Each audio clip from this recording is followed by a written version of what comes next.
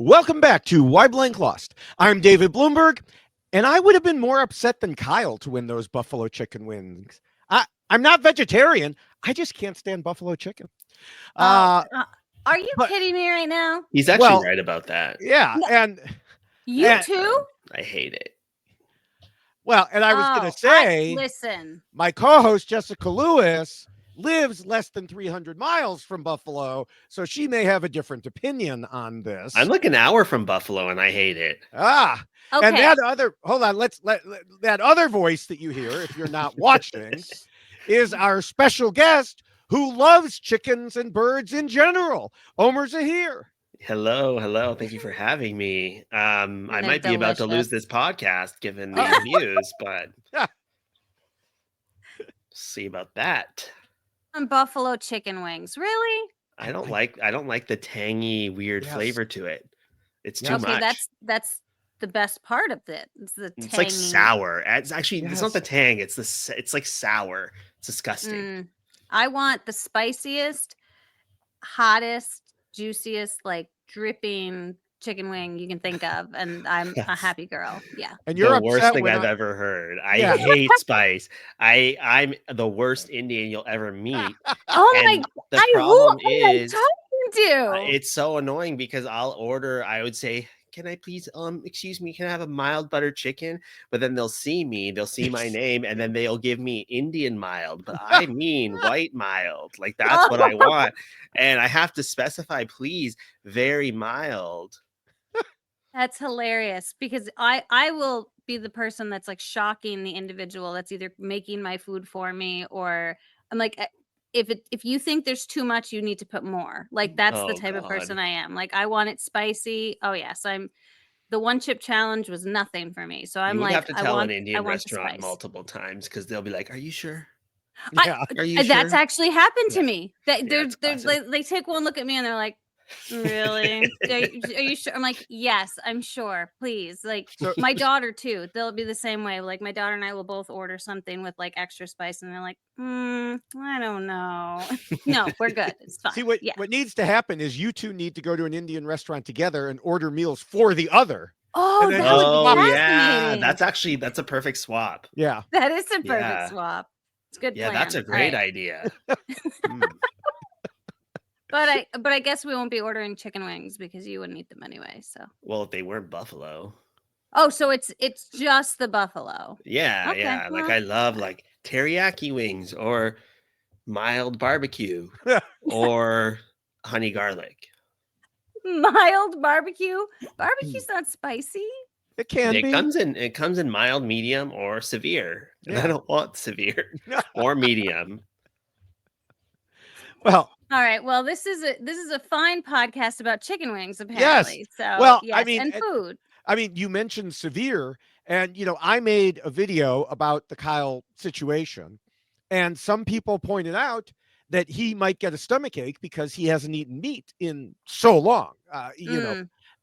I was thinking he would have severe reaction, digestive issues just from the buffalo sauce. That's possible. What I don't understand, though, is why would he have bid on anything that he couldn't actually see what it was? I think because he has impulse control, clearly. Or problems. Yeah. I mean, Sam was looking out for him. Sam was like, "Hold up, time out. If there's meat under there," and I was like, "Wait, Kyle's not even thinking about that." Yeah. I think it's probably a couple things. One, you got to get rid of your money. We'll talk about this part. You got to get rid of your money. Two, he may have been thinking they would adjust to him, much like they gave him a veggie dog earlier in the season. Which didn't look like food, by the way. I don't know if we ever addressed the fact that the veggie dog looked like a rolled up. No veggie dog looks like food. Ugh. Well, but they can be good. I mean, debatably. I often order a veggie dog at a restaurant I go to frequently, and did it look like that? No, it looked good. That one did not look edible. It did not. You shouldn't be allowed out of your house.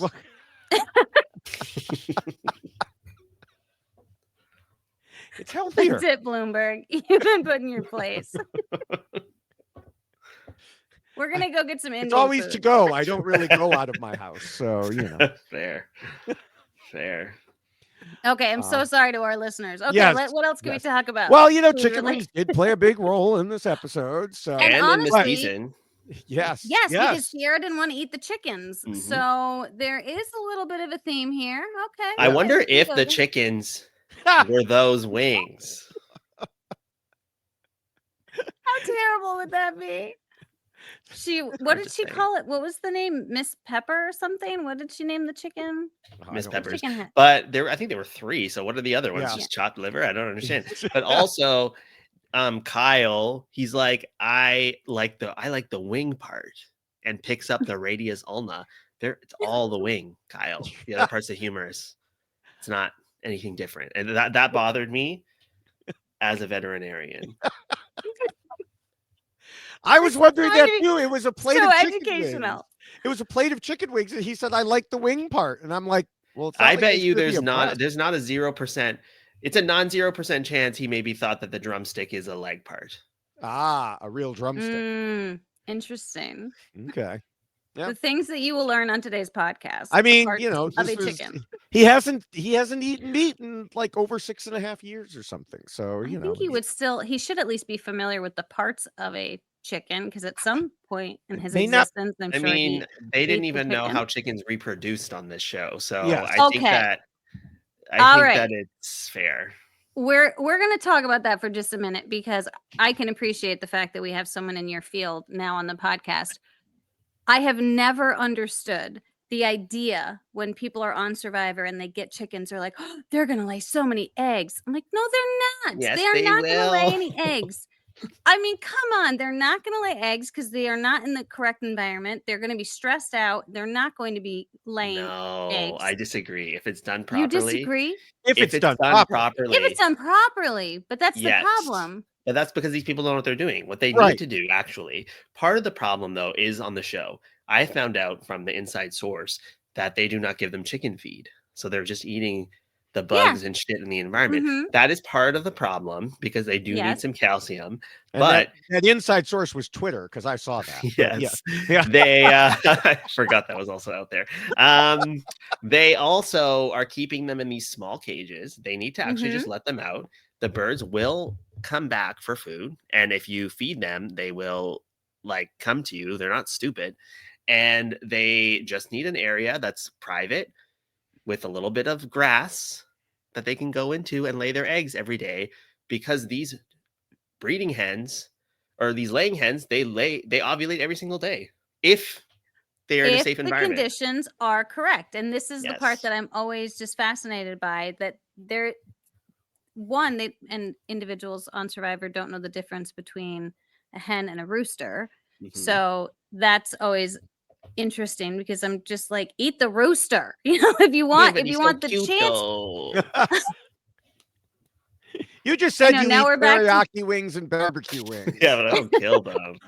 And if you ask my clients, I hope they don't listen to this. So many of them come in with a vegan pamphlet, here you go. I'll be like, I'll take it under advisement. Let's talk about your bird. Yeah. And then order a chicken burger. You have just lost some of your clients, I think. Maybe. Not their chickens. I would never eat my pets. That's good. Well, maybe we should ask you about your name then, that is appearing in the box here. Yeah, Cockatoo Bro. Yeah, and you know what? I'm actually annoyed by this, because Board Game Arena? This is so off topic. We haven't even talked about the episode, but I can't not say this because I'm so annoyed. I am a member of Board Game Arena online, and I logged in the other day for the first time in months because I wanted to play a card game while I watched a TV show. And it said that my account was sanctioned for violating the terms of use because of my username as Cockatoo Boy. And they thought that was inappropriate. And so they changed it to Parrot Boy and gave me a sanction. And I was like, what the fuck is wrong with you, Board Game Arena? So that's just, I'm still pissed about that. Okay. I was going to say it sounded automatic that it found those 4 letters in there. But when you told me that, you just said that they changed it to Parrot, So they knew. Yeah. And they still sanctioned you. Yeah. That's nuts. But It's kind like of funny violation at of the freedom same of time. speech, but whatever, it's fine. Quick, Freedom can't of you bird. change his name right now? Can you change it to Parrot Boy? I could. Come on, David. I won't. Just in the middle of the podcast. Do just it, you when no one's paying coward. attention. Yeah. All of a sudden, you'll be Parrot Boy. Oh wait, Okay, it I'm doesn't so let sorry. me do We got that off anymore. topic again. It used to. You Wait, can't. maybe I have to do it Aw, somewhere else. Oh, that's edit so name and sad. headline. There we go. Hold on. Oh, here we go. You're gonna be Parrot Boy. No, not quite. Oh. Iconic. And now That's all the people just incredible. listening are like, "What did he do? What Yeah, happened?" well, you better watch You'll the have to video just- on that's right. YouTube.com. Get on that video. So, getting to the episode, Yes, please. Jessica, guess what? Yes. I was right in What? my prediction again. Oh God, here we go again. You know what I've decided? You must have an inside source because Oh yeah. I feel like there's some cheating involved here. I really do. It You've almost been seems like sexist. influenced.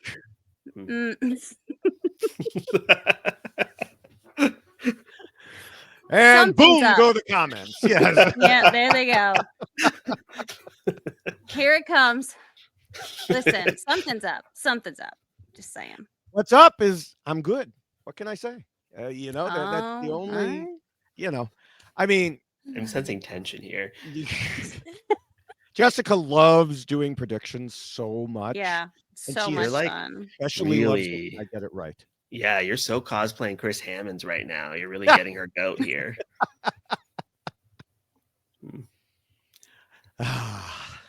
Good times. Love yes. that.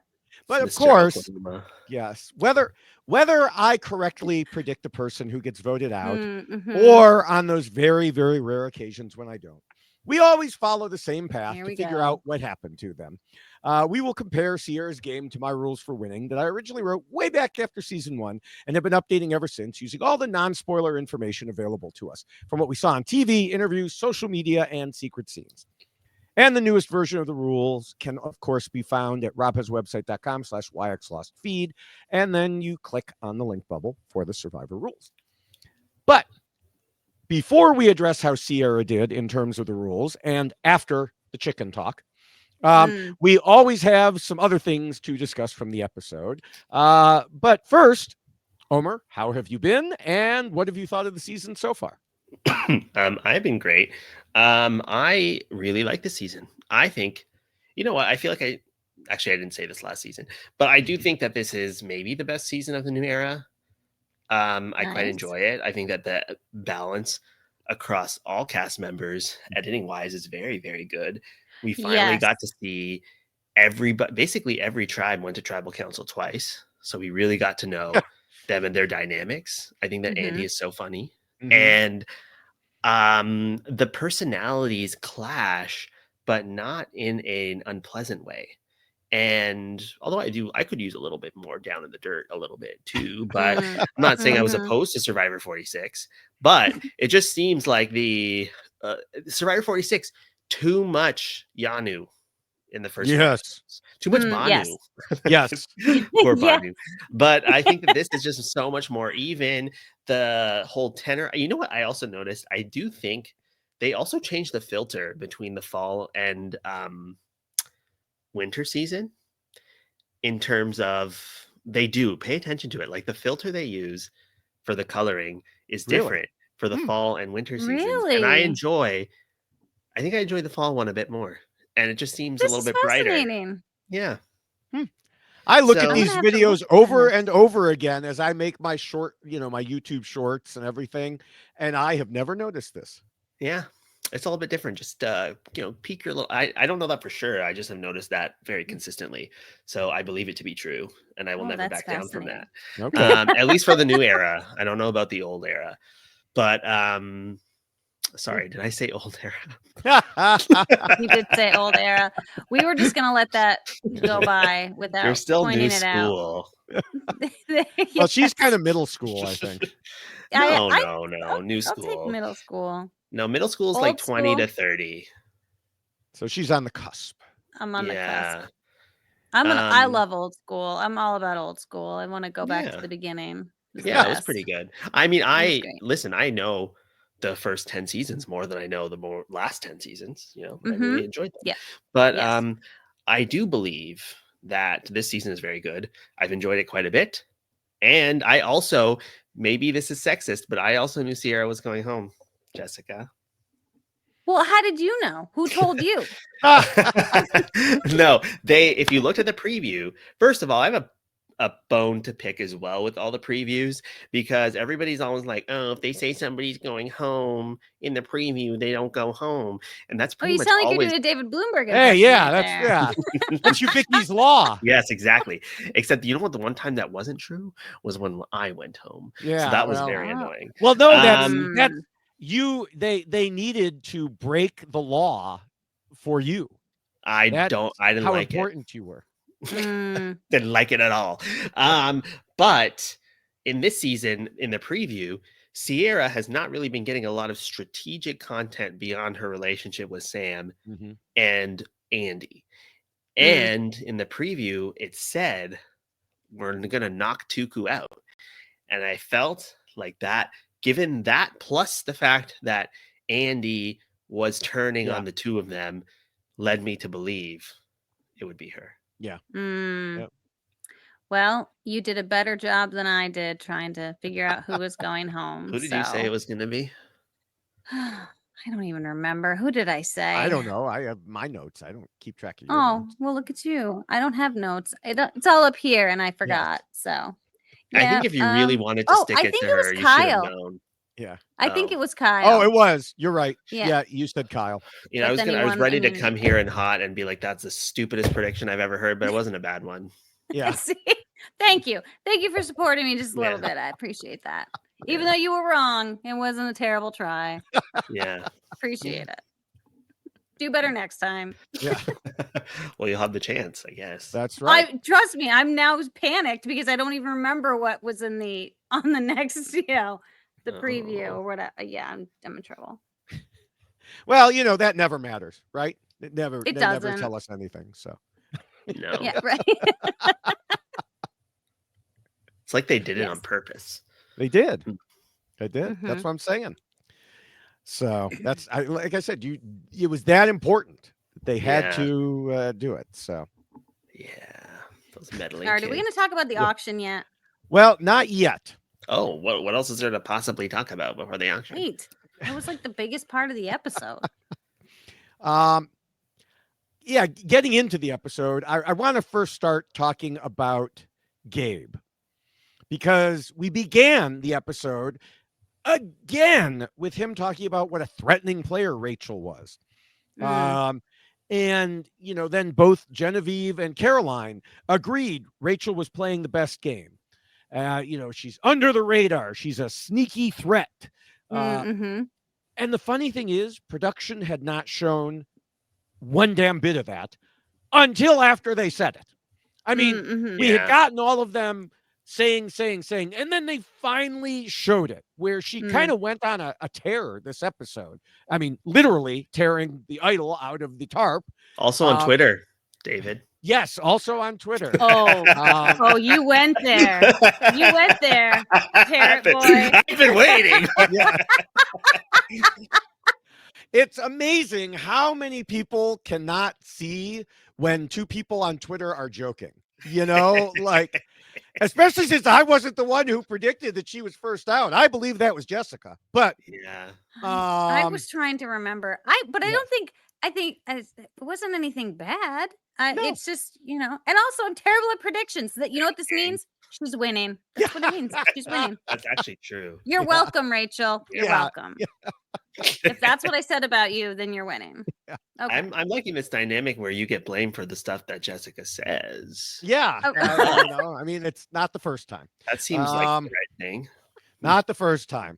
I have gotten messages before from people like, Jessica said this, you should do something about her. And I'm like, Jessica is her own person. I do not control her. And by the way, she was right. So. Thank you. I do think it's funny because maybe I just don't check a lot of my messages on Twitter, like the DMs, whatever. Like, I just don't. And so they've maybe given up on trying to yell directly at me. So they're like, I'll go to her boss and I'll yell, yell at him. I don't think he's your boss. Yeah. I would say that he kind of is. Oh, shit. Okay. All right. Well, I guess we need to call him sir. He's not my boss. You need to call him sir. I mean, she does have a sweatshirt that says "David, you're right" on the back of it. I do. So, I definitely do. You guys have a weird thing going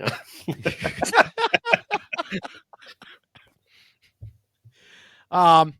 So, as far as Rachel, other than on Twitter, she shot down Steven on Twitter this week, so that was fun too. Ooh. But and Q, I saw it as well. Yes, and Q. So anyway, yeah, she got the idol out of the tarp. She played her shot in the dark as a gauge to determine whether or not everyone was coming after her, so she could play her idol afterwards if they had a big reaction.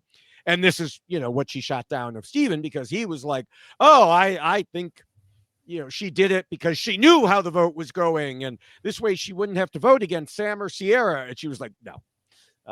So part of it was right, but the rest of it he had shit on his glasses for. Yes. Hmm. I don't think there was a whole lot of trying to determine why she did exactly what she did, and I thought it was fascinating because maybe she really was just afraid she was going home, and so she played her shot in the dark. Yeah, but the caveat to that is not playing the idol shows there was something that she got in between there that was And I wanted to ask about that because I'm trying to recall all of the rules with these shot in the dark things. You're still allowed to play the idol, even if you haven't voted because you played your shot in the dark. Yeah. This is fascinating to me. How did I miss this rule? I think the rule is that to play your shot in the dark, you lose your vote. It doesn't say you can't play anything else. Right. Fascinating. So it would basically be like, as soon as she saw she was not safe, then it would be, okay, well, now I'm playing my idol.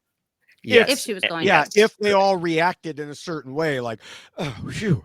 And this is the first time we've seen that, but we talked about that on the beach way back in the day. It just never came up as a thing that we did. But also, I saw it going around on Twitter. Maybe this needs to be dispelled. This is a myth that you can't use somebody else's shot in the dark. You absolutely can use someone else's shot in the dark. You just cannot use more. Yes. So it is a transferable advantage in the game, but you cannot play more than one at one tribal council. Yeah. That's the that came up earlier when I think Andy gave his to Sierra, and that question came up, and the people that were asking it, and I know it's hard to keep track of everything, but I was like yelling from here. It got resolved on podcasts before we recorded, but I was like, no, we've been through this before. We know from interviews on previous seasons that yes, if someone gives you a shot in the dark, congratulations, you have an extra one. I think Jeff said it on his podcast too. So it's like, come on, people, we know. I just think you should be able to use more than one because I think that's interesting. Oh, if you have an alliance that you want to back, then all of you give your shot in the dark and give it a 4 out of 6 chance or whatever. Like, I think that's more interesting, but I get you can't lose 4 votes. But I think why not? Jeff has taken away 4 votes before.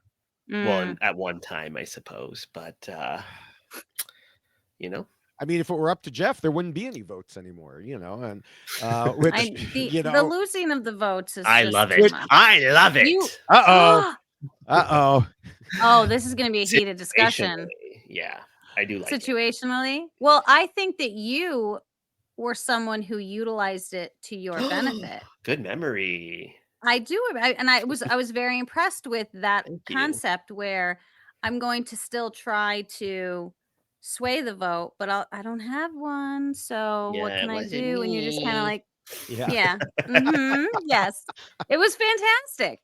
But this is the part of the new era that I think is both exciting but also very frustrating, is that there's all of these new trinkets and advantages and rules, and there's a lot to try to keep straight, what you can do, what you can't do, what you're allowed to use, what you're not allowed to use, that it does make it very difficult for viewers. And I think it makes it even more difficult for players, because you have to try to keep track of all of these things at the same time, and kind of you're inventing the wheel as you go, because it's like, this is a game that's existed for so long, but now there's this new component to it, and we don't really know how it's going to play out. And some of it works very nicely, and then other times it just falls flat. And I understand that production wants to try to introduce these things, but oftentimes it takes away from just the player's ability to play. And I think that you were someone who was able to take a new advantage and a disadvantage and really utilize it as an advantage, because you figured out how.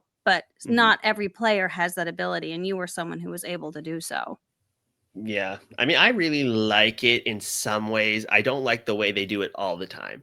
So I don't like when you find an idol and you like lose it for an indefinite amount of time and you have to try to win it back in the voting booth.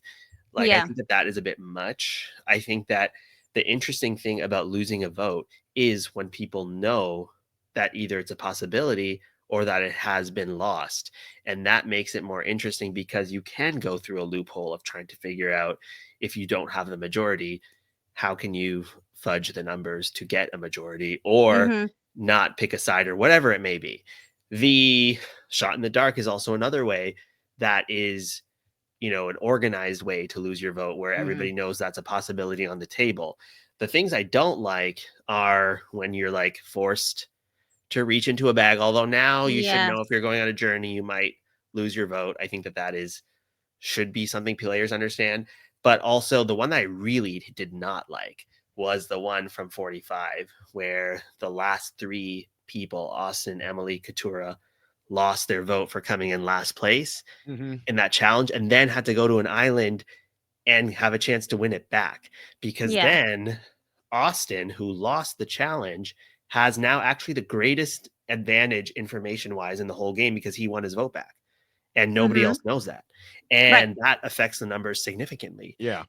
But he lost and got an advantage in a way like that. Is I don't like that kind of stuff. But openly losing your vote in the auction, I think that's fine, but I don't like the way they do it. Right. And that's exactly it. Like that, you know, I call it the so-called auction. You know, I will say it was more fun than last time. Yes, agreed. I appreciate some of the things they added, like eating grubs. Although I think anyone who participated should have lost their money no matter what, except, well, under normal circumstances, I would say that. Still think in this one they should too. I liked the timed peanut butter and chocolate eating. But of course, they didn't fix the biggest problem, which is it really isn't an auction. It's a race to avoid losing You're literally your vote. just buying stuff. You're like, I have $620. I would like that bowl of mac and cheese. It actually completely takes away the choice of what you buy versus what you wait for. And I don't like that.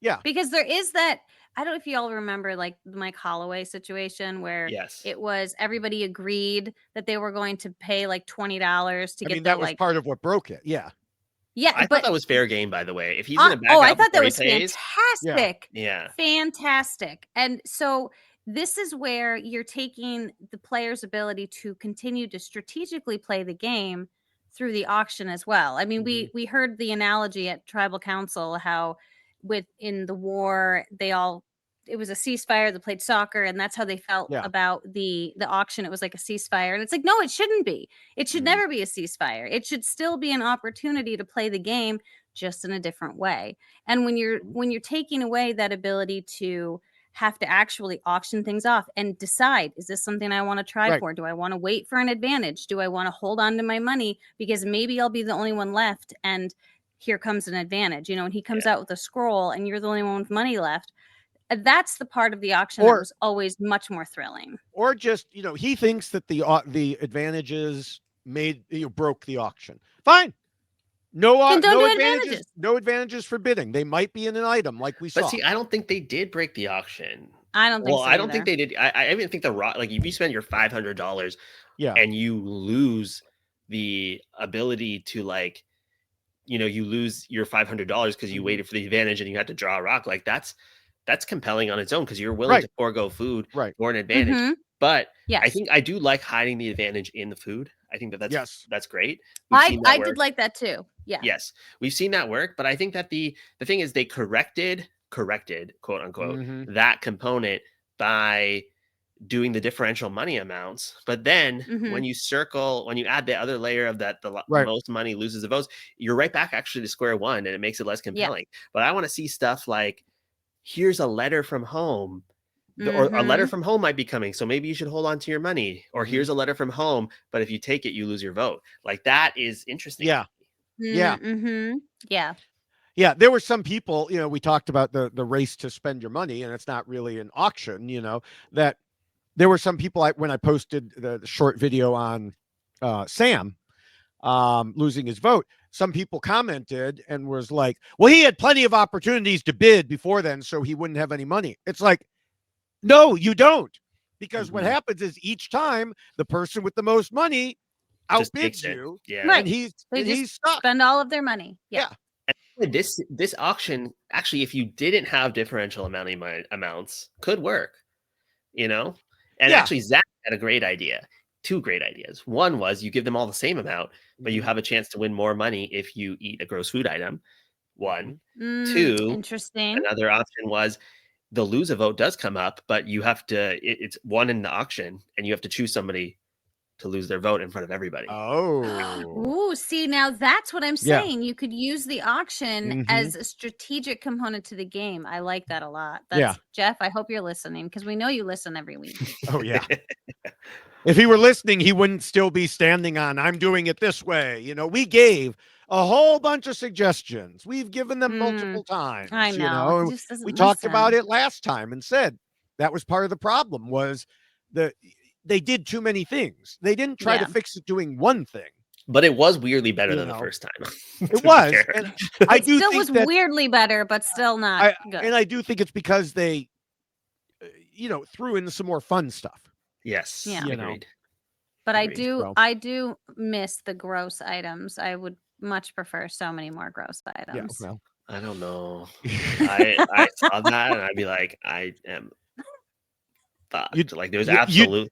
I gag when I brush my teeth. Like there's not a chance that I can down something like that. So You'd I would be like quit like Sierra, Sierra. just picking up the Yeah. money and going, I'm out. There's just I'm no done. possible way it would have. Yeah. It could have worked. Like there's just no way. So. Yeah. Listen. This is sounding so much Mhm. better to hang out with you for a day because the things that I would like to make you have to partake in would be lovely. We're eating chicken wings, No, buffalo just chicken wings. combine it. Coat a grub in buffalo sauce. Oh dear God. Oh my God. And the thing is, I'm afraid of sauces. Like it's just like not That's okay. true. That's Or true. I forgot condiments about There are that. so mostly. many. Yeah. Wait, all sauces? Like not all. There's very few that work. But like if I will eat ketchup on a burger if I don't have to look at it, talk about it, ask for it, or put it on myself, or even ask somebody to put it on. Like I won't do any of that. What's wrong with ketchup? It just disgusts me looking at it. I will never eat mustard. I think it's the worst thing that was ever invented. Ranch, horrifying. Oh my God, who are you? Mayonnaise, it's if I don't have to think about it and it's a light amount, it's okay. Or chicken salad sandwich, but not one of those sloppy chicken salad sandwiches. Oh my God, this is incredible. And any salad dressing that's like thick, no. Oh my God. Listen, I look for excuses to put sauces on things. Like I look in my fridge and I'm like, what do I have that I can Well, put we've already this established sauce you're always on? wrong. So I apparently. it's the Gen X in you. Millennials, baby. Oh my God. Yeah. Yeah, Can someone else put my millennials. ketchup on for me? I can't do it. Yeah. No, I'm not gonna ask for it. It just has to be done. That's right. Don't even tell me. I can't see it. Yes. That's exactly I'll take right. care of your ketchup for you, all right? I got it. Yeah, now she gets it. All right. Well, let's move on to the other voting controversy that was going on. And I know, so good. I know at least 2 RHAP podcasts have covered it already. But I had one tweeted of them about didn't cover it enough, in my opinion. Okay, I Rob. don't know which. Oh, Rob, yes. But Fighting I had words. already tweeted about it before then, and I had it slated for our Jeff Probst is wrong about blank segment. So here we are. I've said previously that it makes sense for players in a tie not to vote if there are only 2 of them. But it does not make sense if there are 3 people in a tie. And we've had this discussion before here on Twitter, wherever. Interesting. It's like they don't cancel out. And the conclusion has always been, well, it must just be a rule. If you tie at all, those people don't vote. Well, okay. But Jeff said, rocked our world. Yes, he said Sierra can vote specifically because Sam didn't have one to cancel hers out. And he said the cancellation of the vote is, quote, the only reason they don't vote in a normal tie situation. Now, if he hadn't said that, okay, maybe we would have gone past this and been like, oh, interesting, But he specifically said that, and they aired it. He undercut any reasoning in the future or the past for not having people vote in a 3-way tie. This was an existential crisis, honestly, because it was almost like when I realized that the Berenstein Bears was the Berenstain Bears, or vice versa. Like, that is crazy. I can't even think about that and not be distressed because my whole past is questionable. And I wonder if that was even true. Like, I'm still onto those conspiracy theories. And now we have a situation where, like, literally when I was on Survivor, this is something I thought about a million times and made so many plans as if there's no votes on a tie for the tied people. That when there was 4 people on our beach, Marianne lost her vote. I, being, cocky little boy that I was, thought I had an extra vote. I did not realize I had lost my vote as well. But in the moment, I think I have an extra vote. And Jonathan and Lindsay, I was like, are they like a pair? So if they want to vote Marianne out and I want to keep Marianne, all I have to do is play 2 votes. And then on the revote, they can't vote. Or one, like Jonathan or Lindsay cannot vote. Right. And so then my 2 votes went out over their 1 vote. But in this situation, they would be allowed to vote. And that would fuck everything up. But I was out there making this plan. And it wouldn't have even, like, that is crazy to me now to think back and all of this information. Yes, this is new information so many seasons in. Since when? Right. Yes. Well, that's the question. Since when? Yes. Yeah. And it just, like I said, the contradictory part is what gets me, is him saying it's because of this reason. And it's like, you have just told all of us that you've been wrong for all these years. Yes. But it actually does make sense. It's just they haven't implemented it that way. And I agree with everything Shannon said if you listen to her podcast. I have not yet. I haven't had a chance, but I've seen her on Twitter, so I assume it's something similar. But it's... I do think everybody needs to go up to the booth so that doesn't blow the cover of anybody that doesn't have a vote.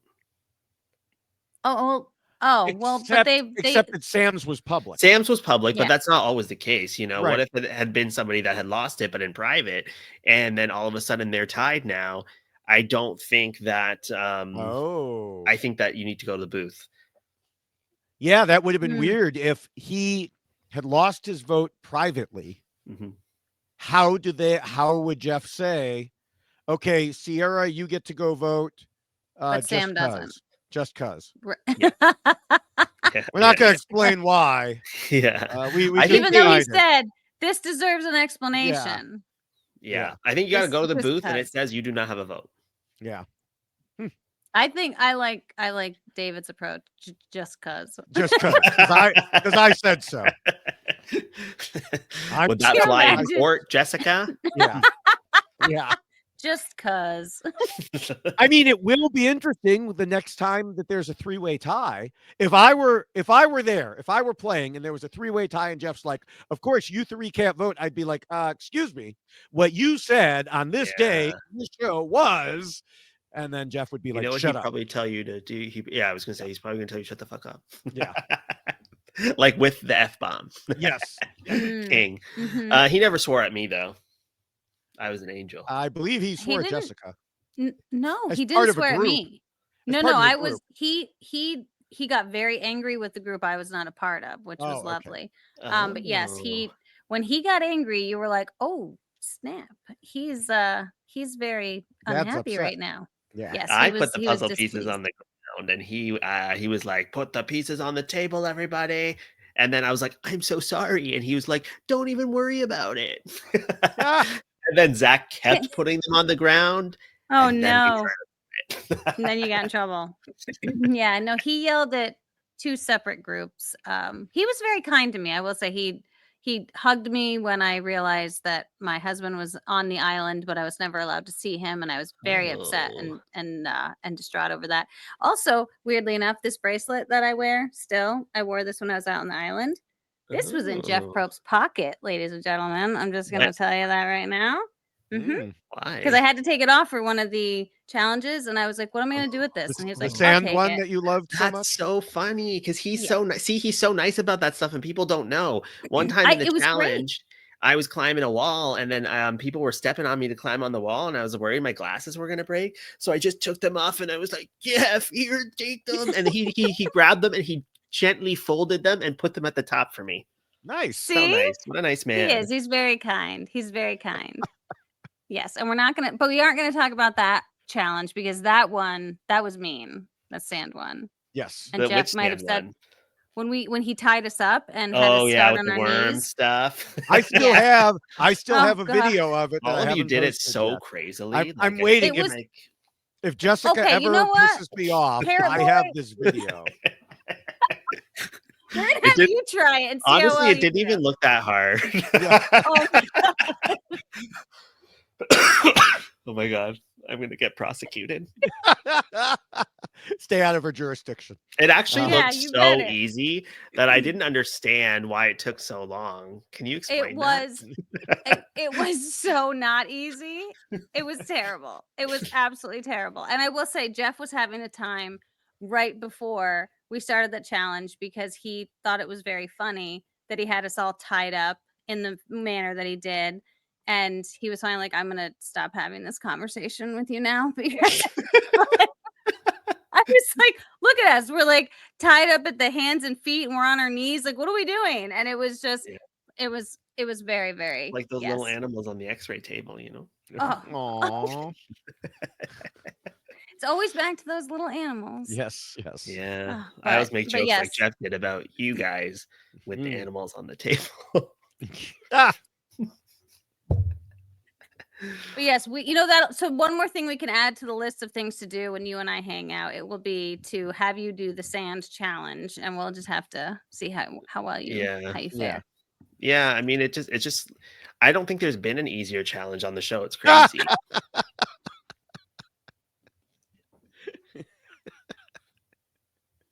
Oh my goodness. Good times. So anyway, do we have anything? I hesitate to ask this now. Anything or anyone else you want to discuss before we get? No, we are 45 minutes in. We should probably talk about Sierra. Yes. I'm so sorry, Sierra. Okay, well, this has been a good time. Yes, before we get to Sierra, I do want to briefly mention that, of course, the rules we're about to discuss come in a shorter and much more colorful version in poster form. Go to robhaswebsite.com/yxlostfeed, scroll down to the poster and click on it, and then order it. And then you can keep scrolling and get the poster on a t-shirt, or you can get the checklist on a t-shirt, which both Jessica and I coincidentally are rocking today. Two different colors. So again, that's robhaswebsite.com/yxlostfeed. You're missing number 8. Don't lie about your job. Yeah, that's not a rule. That's not a rule. Okay.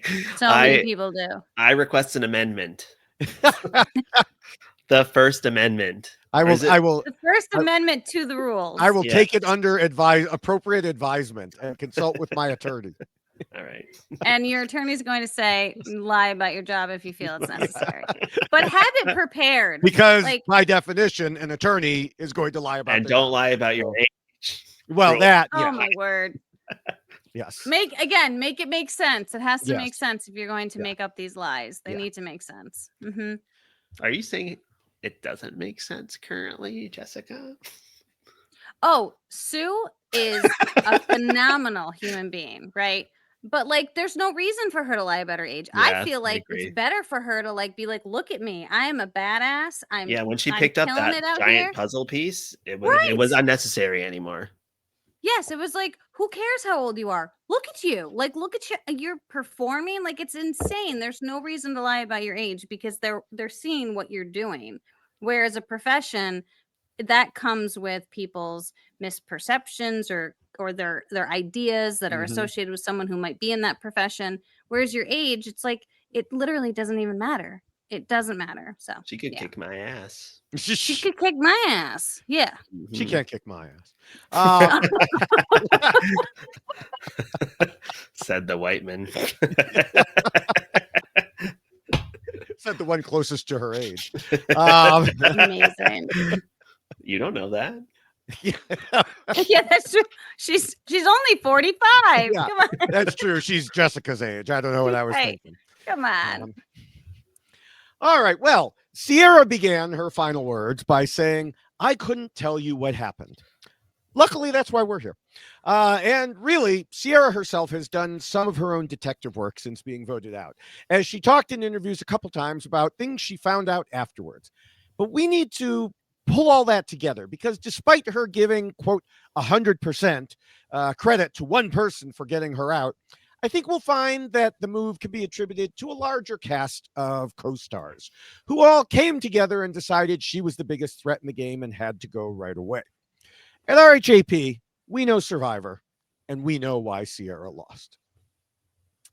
Now, the first and most important rule is, of course, to scheme and plot. And Ciara certainly understood this as we saw her making multiple different alliances just on her starting tribe. Of course, she was with Sam since day one and also with Rachel and Annika and worked with Andy as well. Once she got to the merge, she talked in interviews about how she and Sam planned to separate to work with different people while actually staying together. In the pre-merge, I think Ciara did a very good job as she convinced Annika and Rachel she was with them, and she convinced Andy she was with him as part of a trio with Sam. And I also think she made the right decision when it came time to pick between them, because as she told Mike Bloom, she felt even more left out of the Rachel and Annika duo than it showed, and she knew she was on the bottom by a long shot. Now, this goes along with what I said, back in our Why Annika Lost podcast. Quote, it had to be clear to Ciara as well that even though she was a member of the Breadwinners Alliance, she was the third wheel. So she made the right decision there. Yeah, I do think that this is such. That. Oh, I like. There's gonna be some fighting words here. Maybe we should let you go ahead, Mr. Omar. And why is David wrong? I mean, I hear what you're saying, and also from her interview, I get if Annika's leaving out information, maybe misleading other people into thinking her and Sam are a power duo. I understand the decision. I just think that it's not that big a deal to be at the bottom of 3 right before you go into a merge where there's going to be so many other people, because you are still insulated by Sam. You still have Sam, and you don't really trust Andy that much. So I think it's not a bad, and the move, it benefited Sam the most. Oh yeah, put out Annika, but even then, in hindsight, maybe not, given what happened. And how they lost Andy. So I feel like it's not that big a deal to be at the bottom, or not even at the bottom, like midway of an alliance going into a merge when there's so many other people to worry about.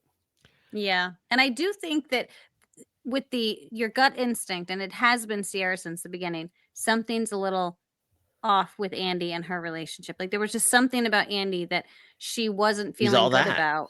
He is all that. I am still stunned that he got that entire moment on the show this week. I am jealous. He had and he looked phenomenal, taking off the glasses and slow-mo. It was beautiful.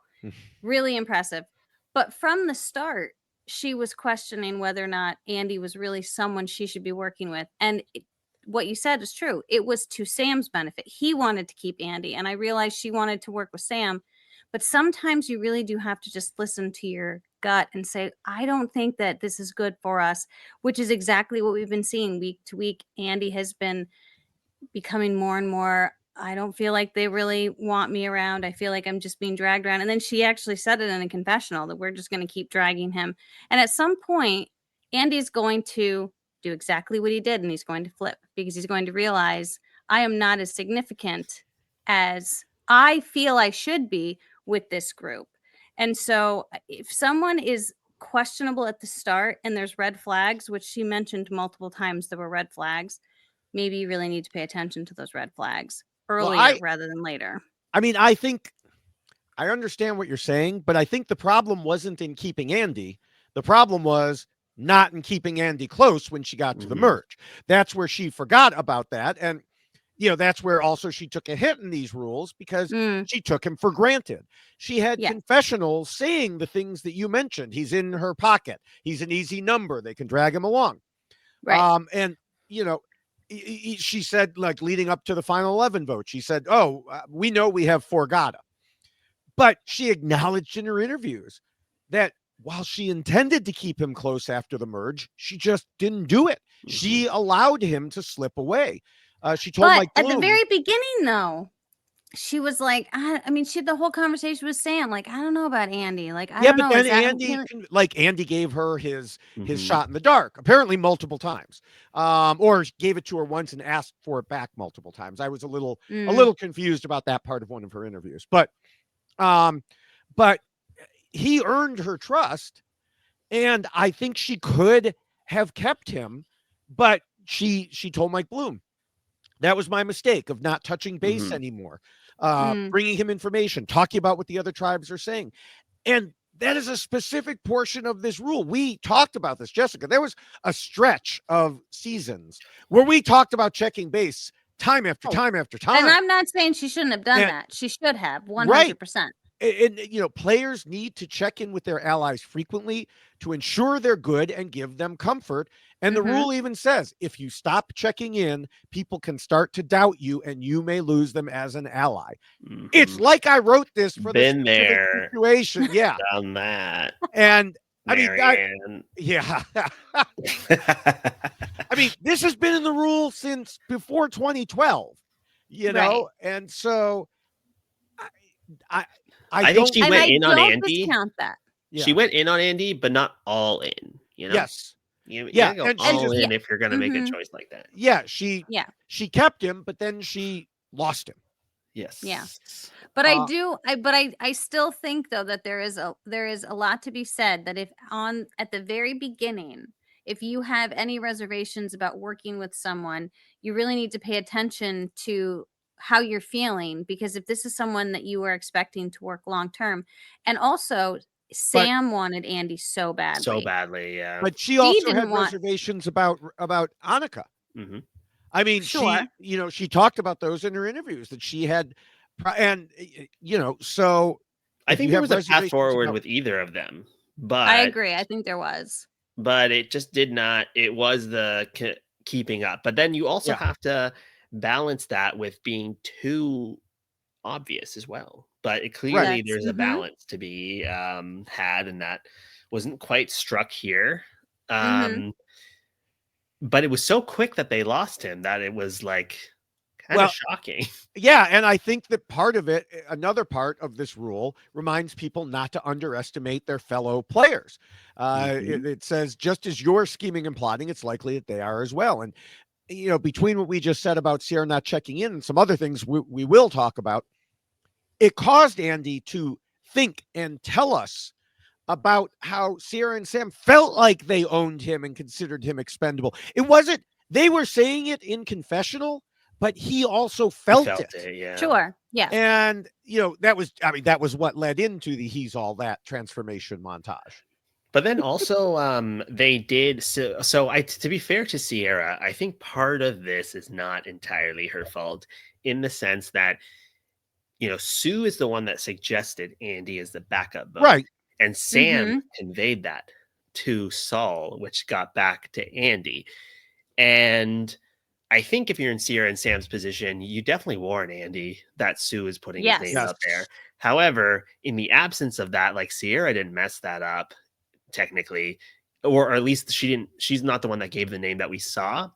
And there's this new meta of the new era where, and it kind of started earlier than that, I would say Edge of Extinction-ish, where the person that makes the move or the biggest threat gets taken out over and over and over again, and people run out of runway and meat shields. So because of that meta, they want to keep Sam around to be that meat shield, which means sacrifice Sierra. And that is not entirely her fault. Right. Oh, I I mean, agree. going back to the vote thing, she even said in her interviews that they both agreed with it. That I know we only saw Saul saying, well, Sam said it, but one, Andy knows that Sam and Sierra are a pair. Right. And it's from what we've seen and heard and what she said, his name was already out there, and they went along with it. Yeah. And that's what Sierra agreed with also. So I think we probably didn't see it, but he probably eventually heard that as well. And yes, being the backup vote sucks. Andy had some very good logical points when he told Saul that if Rome had an idol, it would have meant Andy was gone. From Sierra's point of view, she told Mike Bloom they were confident Rome didn't have an idol, so Andy would stay. But you just said it, Omar. She wishes she had told him what they were going to do, so he didn't find out the way he did. And then, and to be fair, that also doesn't always work, as Keyshawn. Right. I was just going to say, yeah. But I think it's the base relationship, and it seems there was something off about the base relationship where Andy didn't feel secure, and that was the root of the problem, as opposed to these individual actions. Yeah, and I do think that she could have given the reasons, because she said she had the reasons in her mind. Well, he wants to portray that he's on the bottom anyway, so this will fit into it. Well, that's great, but you have to explain it to him. Right. He needs to feel like he's part of that plan. Right. Yeah. You can't just have all these ideas. And we'll see as we go through the rest of the rules that there were other times where she was thinking that as well. And it's like, but did you explain that to him? So, and I do think also that this is a perfect example of having to play the game with the people you're playing the game with, right? Where Andy is someone who needs a little more reassurance. He's presented that way since the beginning of the game, where someone like Sam is like, it's good. It's understood. Like, I got it. And so it's just unfortunate that you end up having to kind of placate to people or to pander to people, depending on what their needs are. Because I think if Andy had felt like that from the beginning, is instead of always feeling like I have to try to keep up because they're not necessarily involving me, they're not necessarily keeping me close. And even if it can be tiresome, you might have to do that because some people just need that reassurance. Some people just need to know that, no, we really are a three, and you're important to us, and we want to play the game with you. And it's just, it's difficult when you have to do that, but you have to be very mindful of how people are, because you can have someone like Andy who really takes it to heart, and this is what ends up happening. And to have the relationship where you are going off a communal plan that you had discussed of, like, I'm on the outside, blah, blah, blah, blah, blah. To pull that off, you have to have a really strong base to your power. And if that is not there, then you still need to, like, nurture that and build.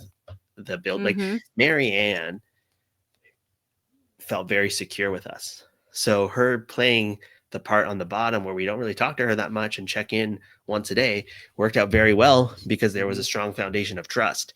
But if there wasn't that there, then she could have gone rogue just like Andy did. Yeah, sure. But also, to be fair, we did protect her, when she was vulnerable, whereas they just kind of let Andy be the backup vote. So there's also a difference there too. But Right. It takes a lot of trust to do the we won't talk to each other strategy. Yes. And that's tough to pull off. Yeah. All right. Well, we can move to the second rule, which says not to scheme and plot too much and to keep your scheming secret. And one specific thing mentioned in this rule is to avoid being seen as a duo. Yeah. We've been hearing pretty much all season that the other tribes viewed Sam and Sierra as a duo. Sierra even said in this episode, Sam and I, we are like a very strong alliance and like a duo out here. And as much as they couldn't understand why people thought that, the fact that people did think that after only a few minutes of interaction meant it was pretty obvious. Now, Jessica, you and I discussed this before when it first happened. Like, you think? Yeah, right. Yes, exactly. Not quite the same. Yeah. They tried to deny it, but the only people who believed them were apparently Annika and Rachel until Annika was voted out, obviously. And of course, voting out Annika helped prove the point that they were a duo to everyone else and supported the belief of Kyle and others that they were running the tribe. Now, admittedly, this was unavoidable because they had to vote out someone. I mean, I guess if they had voted out Andy at that point, they could have said, oh, no, we're not a duo. It was all four of us. Or, does she cut him loose to avoid that stigma? Sam? Yeah. I just don't think, I mean, in theory, done it, but also he's a very trustworthy ally to her. So it's a big thing to lose. But if you're in that position, it's like, maybe if you're so afraid of that, I think that the hard part is she was in not a bad position because as that duo after the merge, you would think he would be the one targeted instead of her. But if you want to completely avoid that, I think at that point where people are saying it and thinking it, maybe you just have to pivot. Yeah, but then we get back to the season. What was it? Season 45 issue of You're My Tightest Ally, Therefore I Must Cut You. Yes, which I also hate that. Yeah.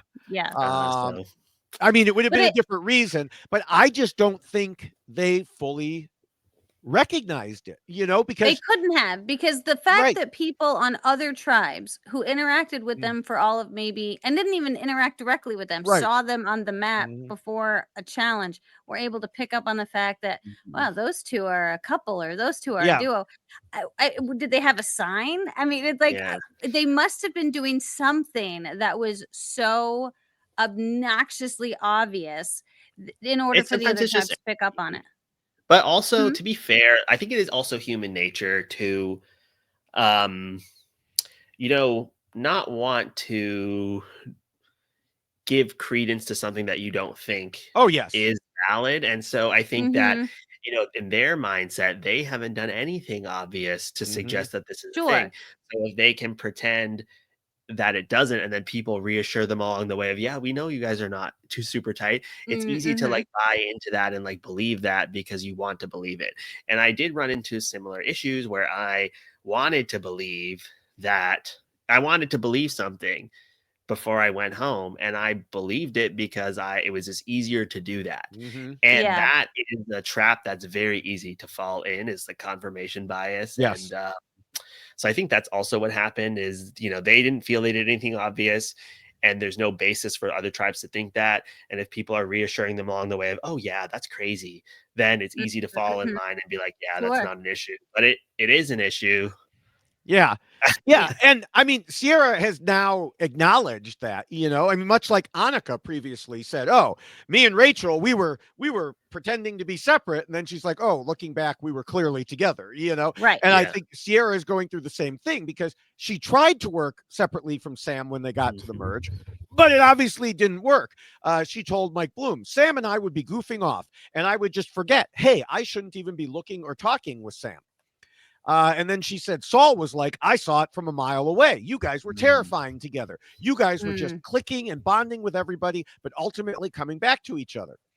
And of course, it didn't help that Andy was pushing it too. As he said, I think splitting up Sam and Sierra is of the utmost importance. I think she didn't see it at the time, but now looking back, she's like, oh, yeah, we did not do a real good job of separating ourselves. And she also just didn't have, it sounds like she didn't have the key relationship with Genevieve, because it seems like Sam and Genevieve are kind of close. And yes, she's saying, oh, I don't want to go to the end with him, but she's saying that while also simultaneously protecting him from the vote. And so she's a very strong player from what we've seen. And if you don't have somebody like that on your side, it might fall to you. But it's also, she's playing so under the radar that, you know, perhaps that's hard to identify. Yeah. But I think her not being in Sierra's corner was a big issue. Yeah. Yeah. Now, this does, of course, raise the issue of why Sierra was voted out instead of Sam. Now, part of that reason we will discuss later, but part of it falls within this rule, as she said in interviews that she later heard from Kyle that he felt she was the glue holding Sam and Rachel together. Yeah. And both of them would constantly go to her and bring her information. So without her, they were two separate players that he could deal with. And we saw some of his relationship with Sam. So, of course, he's going to want to keep Sam and get rid of this other person who's kind of competing for attention. Yeah. And someone did also talk about keeping Sam because he's the meat shield that you referenced earlier as well. That would be something for a later rule that I was talking about. Yeah. Although for Kyle, is it not best for him to kind of go with this other group? Like he's not really in a great position with Tuku. So maybe he needs to be working with these bigger threats like Rachel that need a home, like Rachel, Sam, and Sierra.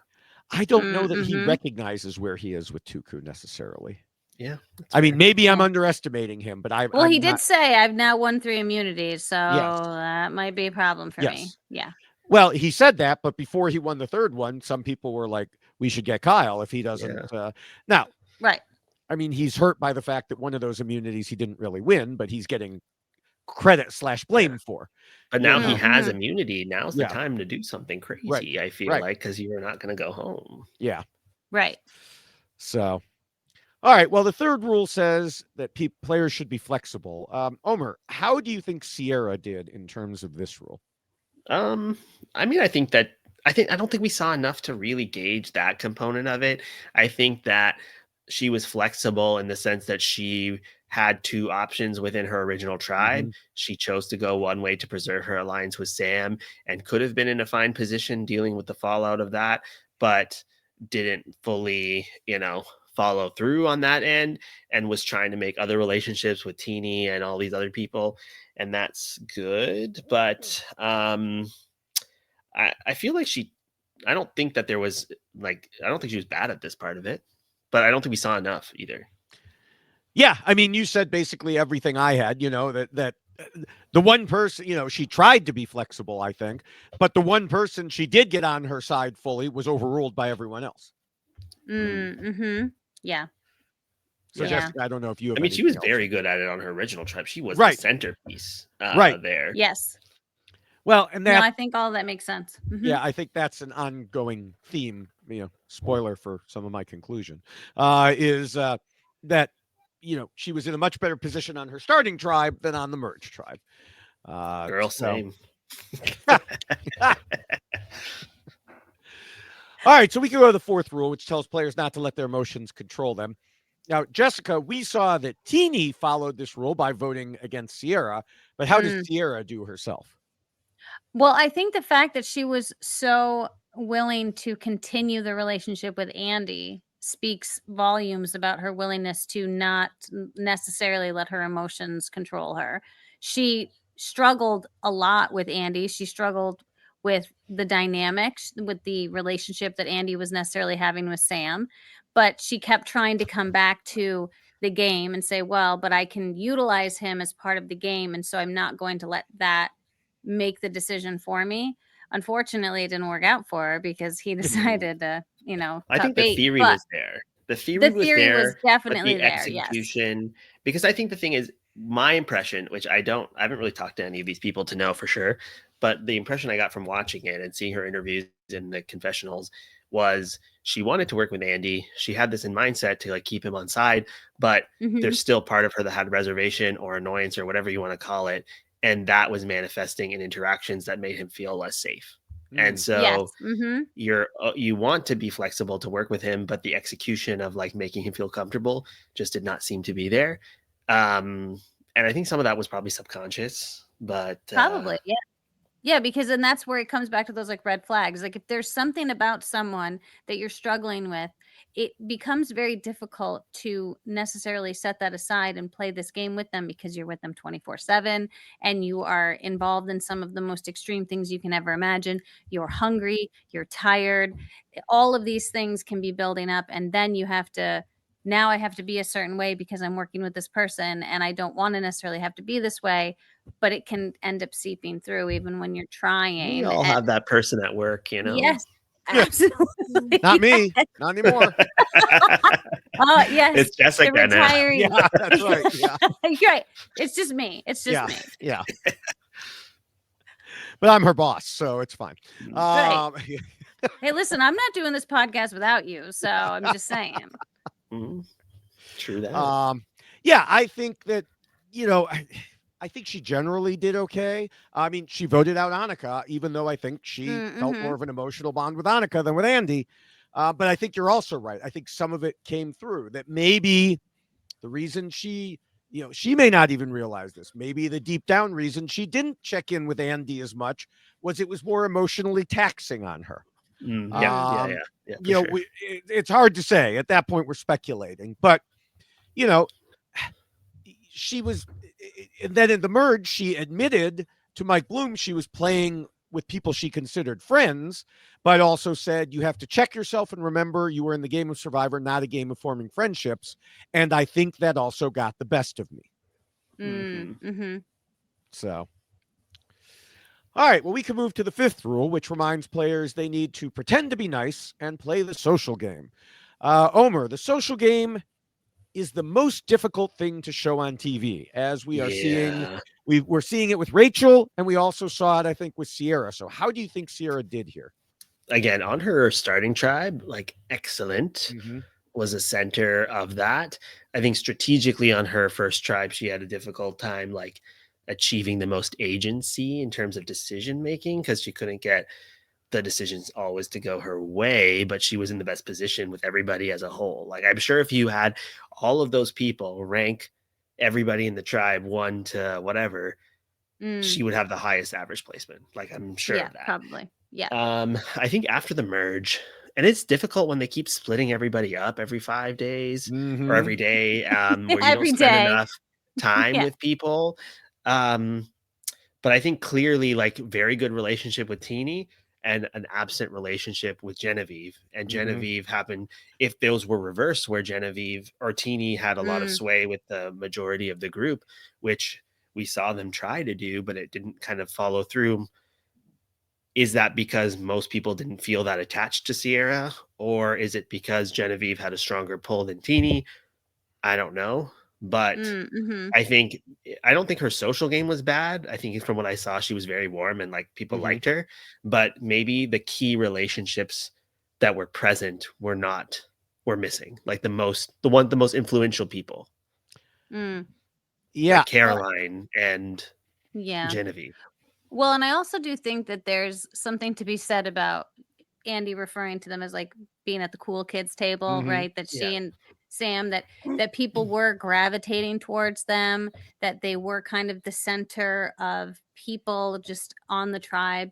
So it sounds like they were those social individuals, like maybe social butterflies a little bit, but not necessarily making the connections I needed to make, those close connections. So people were gravitating towards them and they were really incredible people to be around, but were they taking it to the next step and really trying to bond with particular individuals? And as you said, Genevieve was certainly someone that Sierra seemed to miss out on, but she was able to form a close bond with Teeny. So it was almost like if it was a natural flow for Sierra, she was leaning in hardcore. Right. And also to be fair to her, even with the absent relationship with Genevieve wanted Rachel out. Right. Yes. So she didn't really get her way either, but maybe it was a compromise. I don't know. Yeah. And so I do think that she was probably just naturally just an enjoyable person to be around. But then the people that she connected with naturally, she leaned in more heavily and then didn't take the extra steps she needed to really connect with the people that she wasn't automatically just kind of forming a And all bond. the chickens liked her the most as well. Yes. From what I That's understand. true. Yes. And chickens are a good judge of character in honesty, from what I've Are they seen. really? I thought that Okay. was like dogs. I don't trust dogs. Yeah. Oh my. It's a good thing There are I so control the many video here, things. Omer, because she would have just been like, boom, he's gone. I can't. No buffalo chicken wings. No dogs. No spice. I can't. I Yeah. can't. Omer, come. Oh, I had such high hopes. Oh, my goodness. How did you not know this about him already? Actually, David just brought me on here to troll you the whole time. That's right. That's right. I was like, here are her main points. Really That's grind all. your gears. Yeah. Doing a great job. Thanks, David. Appreciate sure, no problem. that. So you guys both mentioned Genevieve. I think there was one person in particular where she did not do as good a job, and we've already mentioned him Andy? in the social game, and that was Andy. Yes. And now we already talked in the first rule about, you know, her not checking in with him enough, as well as making him the backup target without talking to him about it. But there were at least two other instances on the social side that could have played a role as well. The first was not shown on TV, but was in the secret scene at the Mergatory where they did the schoolyard pick to determine teams. Mhm. And it came down to the last two people, Sue and Andy. And it was Sierra's turn to pick. Yeah. And Sierra picked Sue, leaving Andy standing there as the last person. Now, he put on a brave face. He's like, I'm an adult. This is not middle school anymore. I can handle it. But she knows his backstory by that point better than maybe anyone. Yeah. And I'm sure in her mind, it was probably part of the whole idea of not wanting to look like a trio, especially since Sam was already on that same team. But and Rachel too, right? I don't remember if Rachel was. I remember Sam in particular, but it could have been. But it seems to me that Andy, I mean, we didn't hear it, but he had to feel at least a little bit hurt about that. Yeah, I'm sure. And then the other instance was in this episode when she had the opportunity to share the peanut butter and chocolate. Oh, I know, right? And instead of choosing Andy, ice cold. Yes, he had found zero money. He had no food. He had to sit there the whole time watching other people bid and eat in front of him. Yeah. She picked Gabe and Caroline. Now, I do get why she would pick them. They had been screwed on earlier items. Gabe had not been on a reward yet. Right. But Andy didn't even have a chance to bid. She could have shown him loyalty. She said in interviews, this was again part of what's going on in her head, but not making it to Andy, that she didn't have any connections with the Tuku members. So this gave her an opportunity to open a door. And because she already felt good with Andy, as she told Dalton Ross, I was like, he's not going to turn on me. I'm not sharing chocolate with him. He just ate. He got food already. And so this was another misstep when it came to him and not having a good read on how he might interpret it. Now, again, do we know that this played into Andy's decision? No, but sure as hell didn't help. Yeah. Yeah. And people can be pretty aggressive over chocolate and peanut butter. So that's the thing I would have wanted the most is honestly just peanut butter. So it's actually what I ate. You get to eat a breakfast before you go out. Did they have to wake you up at 2 a.m. as well? Oh, they did wake us up at like 2 a.m. Yeah. So they eat one final meal, and I just ate fruit and peanut butter because I didn't want to poop outside. So I was like, I want something high calorie, but it's not going to go right through. I was so afraid. And so peanut butter was really like the best option. And the fruit didn't go right through you? No, well, I feel like it'd be pee it out maybe. Who's to say? It was fine. But anyways, I thought that I would want the peanut butter for sure, but I think the decisions she made were the right. Well, I think maybe take Andy for the peanut butter, and then Caroline, or Gabe, one of the two. But I think the picking Sue over Andy, especially when I think all three of the Gata people were on the same side, did make sense. But you just got to talk to him about it. Yeah. Well, yes, and that's the part of all of this that I seem it's like the theme for poor Sierra. It all comes back to Andy and what Andy needed, which is unfair to Sierra in a way Yeah, it's part because of the game. You got to know what your other I players are doing. I'm not done yet. I'm not Okay. done yet. But it is one of those unfortunate situations where if you are choosing to play the game with someone who has needs that are a little bit more, I mean, Sam and Andy couldn't have been any more different as far as what an alliance partner is going to bring to the table. And you have to be able to figure out how to handle each of those individuals. And we're not talking about the fact that she didn't pick Sam for the peanut butter. You know, Right. we're talking about she didn't pick Andy for the peanut butter. Well, Andy didn't have any money. And so in the Survivor grand scheme of things, well, who cares? He didn't find any money. He didn't get to play the game. That's on Andy. That's not on me. But then it becomes on her because he is someone who thinks he's close to her. And so it's all of these extra little permutations that you have to be mindful of when you're playing the game. And I can respect her decision to want to say, well, I need to get close with Caroline and Gabe. I have to bring them into my world. But nobody else knows that necessarily. She knows that in her own head, but it's the optics of it. It's what it looks like. And if you have someone who's sitting there who didn't find any money, and as much as it might be like the better move for you to pick these other people, you might just want to go, well, here's a really easy reason why I'm picking Andy. Andy didn't get any money and he didn't get to bid on anything. I'm going to bring Andy. No one's offended by that. No one's offended by that because they understand it. But to be fair well, Andy was like the 8th one in on the plan. You know, they didn't need Andy or the plan. So it's like, how much was Andy responsible for Gata being left out versus the others making a plan and wanting them out, and they with or without Andy? Like that, I'm not 100% sure on. Yeah, I've got thoughts on that when we get to Appendix A. Don't jump ahead. A. Yeah. But yeah, as far as, I mean, one of you mentioned that you know, she should have told him when it came to the picking. Now, maybe she did. Maybe she had a conversation with him afterwards and said, "This is why we didn't pick you." But here's the problem: when it happens again and again and again. Yes. Yeah. And even if she has reasons, you know, it's like you're dating someone and they keep canceling on you, and it happens every single time. You're going to start thinking, well, did she really have to wash her hair that night? You know, did she really have to organize her sock drawer? Yes, she did, David. Sock draur. Yeah. So if you ever heard that excuse, David, I'm sorry. I did not. But... I did not. They didn't give excuses. They just said no. But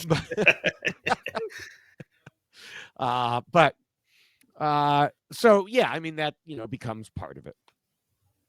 All right, we can move on to the 6th rule, which warns against being too much of a threat. And we talked a lot in the 2nd rule about Ciara and Sam being an obvious duo, along with Kyle spreading around that they were running things. In addition to that, we heard in this episode from Genevieve that the former Gata members are, quote, so charismatic. They're so big and strong. And to her, they were the most dangerous. So clearly one of them had to go. And the question was, which one? Kyle said Sam is more of a physical threat, but the social game is the dangerous part. And Gabe added, I see Ciara as the head of the Snake of Gata. Now, I mentioned a few minutes ago in the 5th rule that we would revisit her social game once we got here. And, well, at least I think I did. If not, I meant to. But you're right, David. I do think it's necessary because that social game was really what people felt more threatened by. We discussed earlier how she said Kyle told her later, and I don't know exactly when later was, but that he felt she was the glue holding Sam and Rachel together. I'd already mentioned that. And if she really was friends with other people and they were all, you know, clearly having fun together, that would have added to it as well, because they'd be like, wow, everybody loves her. What's going on here? Now, so somewhat ironically, that could mean the more Teeny asked why they couldn't target Sam instead, the more other people might have been like, we really need to target Ciara so that Ciara won't be close to Teeny. Yeah. No, it's a very fine line that you have to balance at that point. And Teeny, I think, recognized very quickly where she was falling amongst the group of people at that point, and knowing enough not to push back and to say, okay, she tried, but I'm not going to put myself out there, Right. and kind of let everything fall. I'll give my opinion, but if they are not willing to accept my offering, that's okay. Yeah. Or, if they don't, like, I feel like if Sierra is valuable enough for Teeny, tell Sierra to play her shot in the dark. Yeah. Well, and that's a fine point too. Yeah, that would have been interesting if she had played her shot in the dark, and no one had known, and they'd split the vote. Then Sam goes. That's that. Yeah. Yeah. And maybe that's actually a point in Teeny's favor in terms of getting the vote to go her way. Yeah. If it comes out of, Sierra's playing her shot in the dark, just so you guys know, Yeah. Yeah. That's true. Interesting. I like this idea. And then we wouldn't have had this whole issue of, that of Jeff contradicting himself with the revote. So right. Yeah. Although, I do understand a little bit why you don't do something like that, just because we've seen, Angelina tell Elizabeth, you're going home. Oh, and then Elizabeth blows it up. But I don't think that Angelina and Elizabeth had a strong relationship right. to be able to, it just didn't hit the same way. Well, and you can also do it like literally, okay, we're calling you together, we're leaving. And it's like, just very quickly, you need to play your shot in the dark. That's all like you Emily need to did say. Caleb, and they had a strong relationship, Yeah. So. Yeah. All right. Well, the seventh rule covers idols and advantages and game mechanics. And Sierra didn't have any of those to deal with directly, but she did, and we mentioned this earlier, talk in interviews about how Sam's idol find on Gata helped her decide for sure that Annika wasn't really with her. She, of course, knew about Sam finding the idol and also knew Annika was with him. So she asked, and Annika said, no, we didn't find anything. And later, again, probably post-game, but I'm not entirely sure, she heard that Annika supposedly wanted Sam to tell her himself, but her feeling was if they were really a tight alliance, why would they care about Sam telling her? So that's why I'm not sure if it was post-game or within the game that she confronted her. Well, it's interesting because we saw that, and then we saw the Caroline thing where Caroline confronted Sue, and Sue denied it, and then Caroline's like, come on, and use that to build a stronger bond. Right. But Sierra took that as okay, you're not telling me, it's over for us. And, I don't know. I feel like sometimes, even if you're very loyal to somebody, it doesn't always benefit even you or that person that you're withholding information from to know everything at all times. Yes, I agree wholeheartedly. So I think it is a balance, but I think the problem is that Sierra knew that she knew something. Right.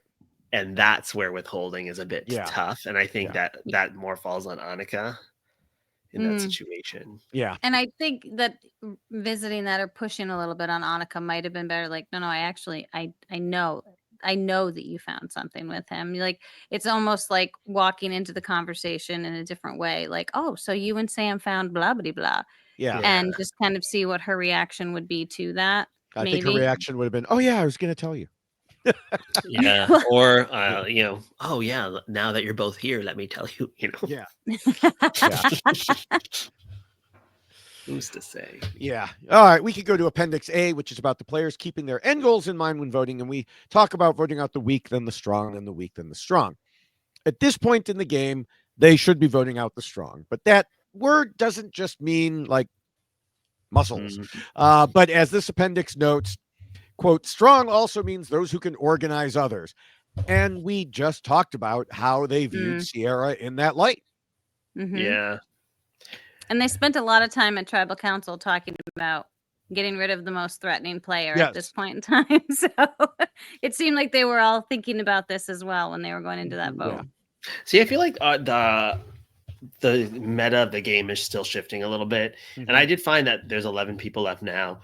When there's 11 people left on our beach, we were not looking to vote out the most threatening player. It was still kind of picking out the outsiders until you can make a bigger move. And I think in this case, for a lot of the people, it does make sense to knock out someone who is not overtly threatening but is a very capable person like her. Mm-hmm. But sometimes I also just think that the ball does not bounce in the right direction, and that doesn't always fall on the player. I think, especially at the merge where there's so many people, sometimes things are a little bit out of your control with how they fall. And so I feel like Sierra's kind of in that category a little bit, but I just don't think we saw enough of her game and why people voted her out specifically, because it seemed like people were voting her out either for being too good or because of her link to somebody else.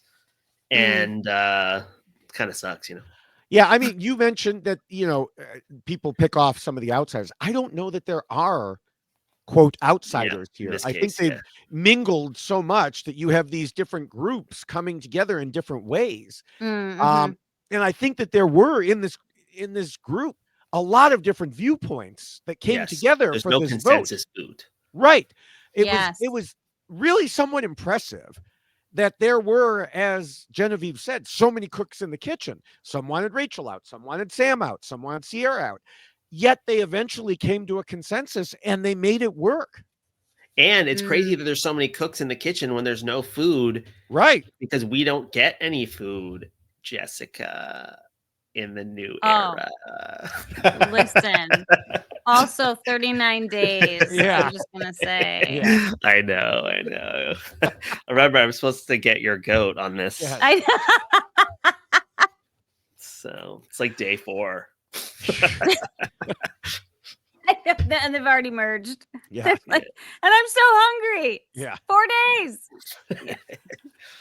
I mean, and this is this next part, is what I had mentioned earlier, because as far as Sierra was concerned, in her interview, she gave Andy all the credit for her boot, telling Dalton Ross he was, quote, 100% responsible for me sitting here today.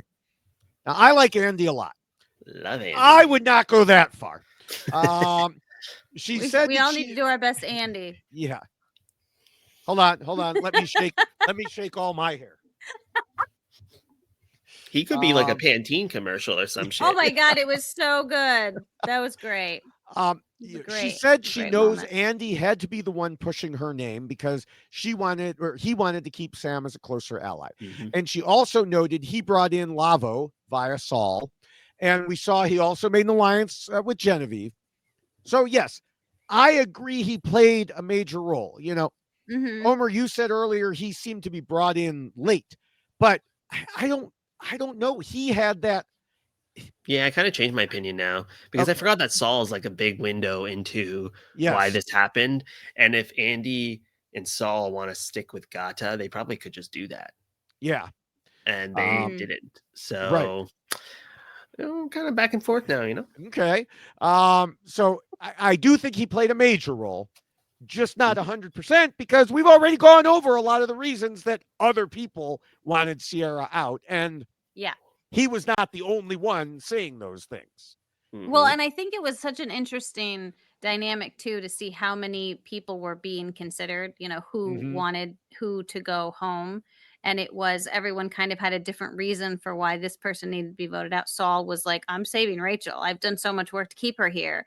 I certainly don't want her going home. And and you had Genevieve, who wanted someone else to be voted out. Teeny disagreed and wanted Sam to go. And so it's like all of these people were really coming up with their own reasons because they are very game centered and what's going to be best for their own game. And they were all able to come to a somewhat of a consensus relative to Sierra for various reasons, but they did all kind of come back to Sierra.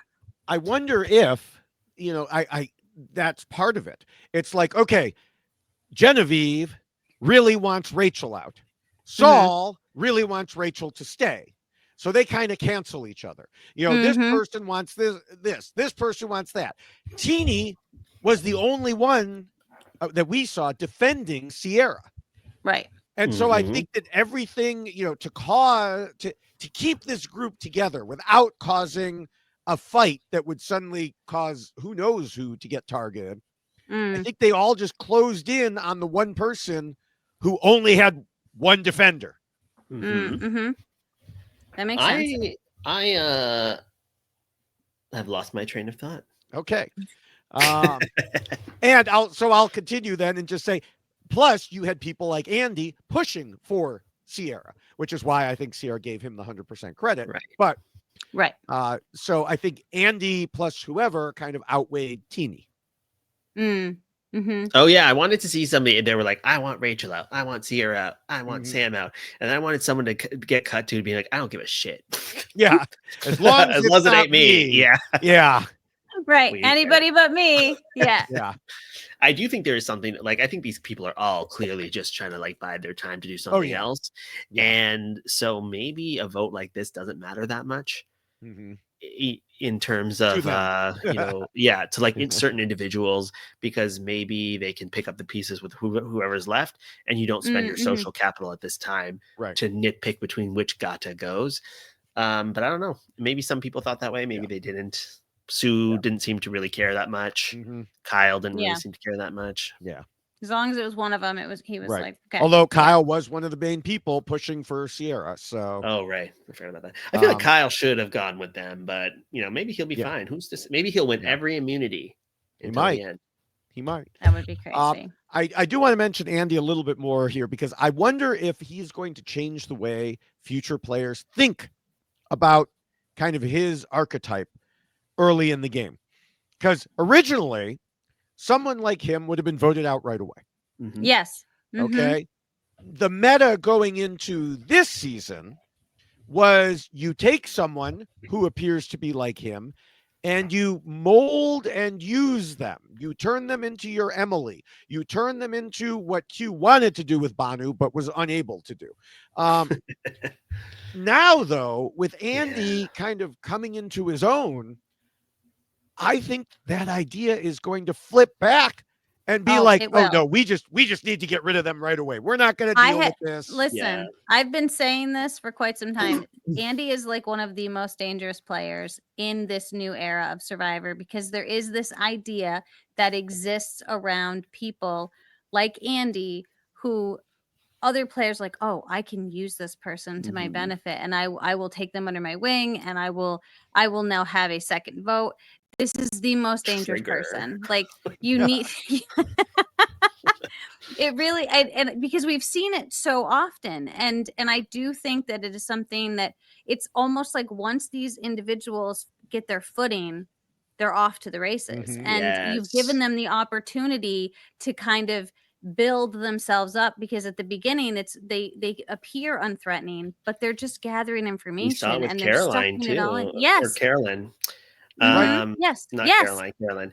But Caroline, I mean, yes, that's very true, because the thing is, people at the bottom, if they are very capable players, because the thing is, you have 20 people, 18 people, whatever.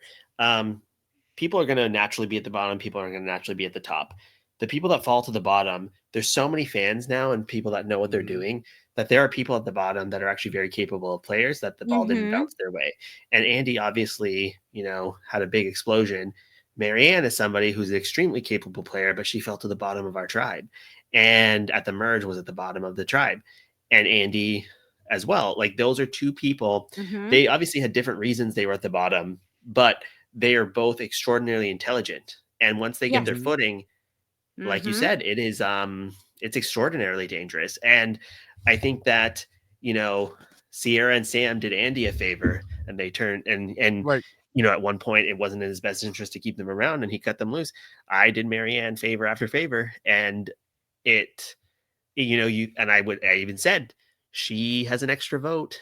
That's my extra vote, et cetera, et cetera. And then eventually, when they get their footing enough, that's when they can strike. And it is, and they're capable of doing that. Whereas other people at the bottom don't have the ability to do something like that. So, yeah.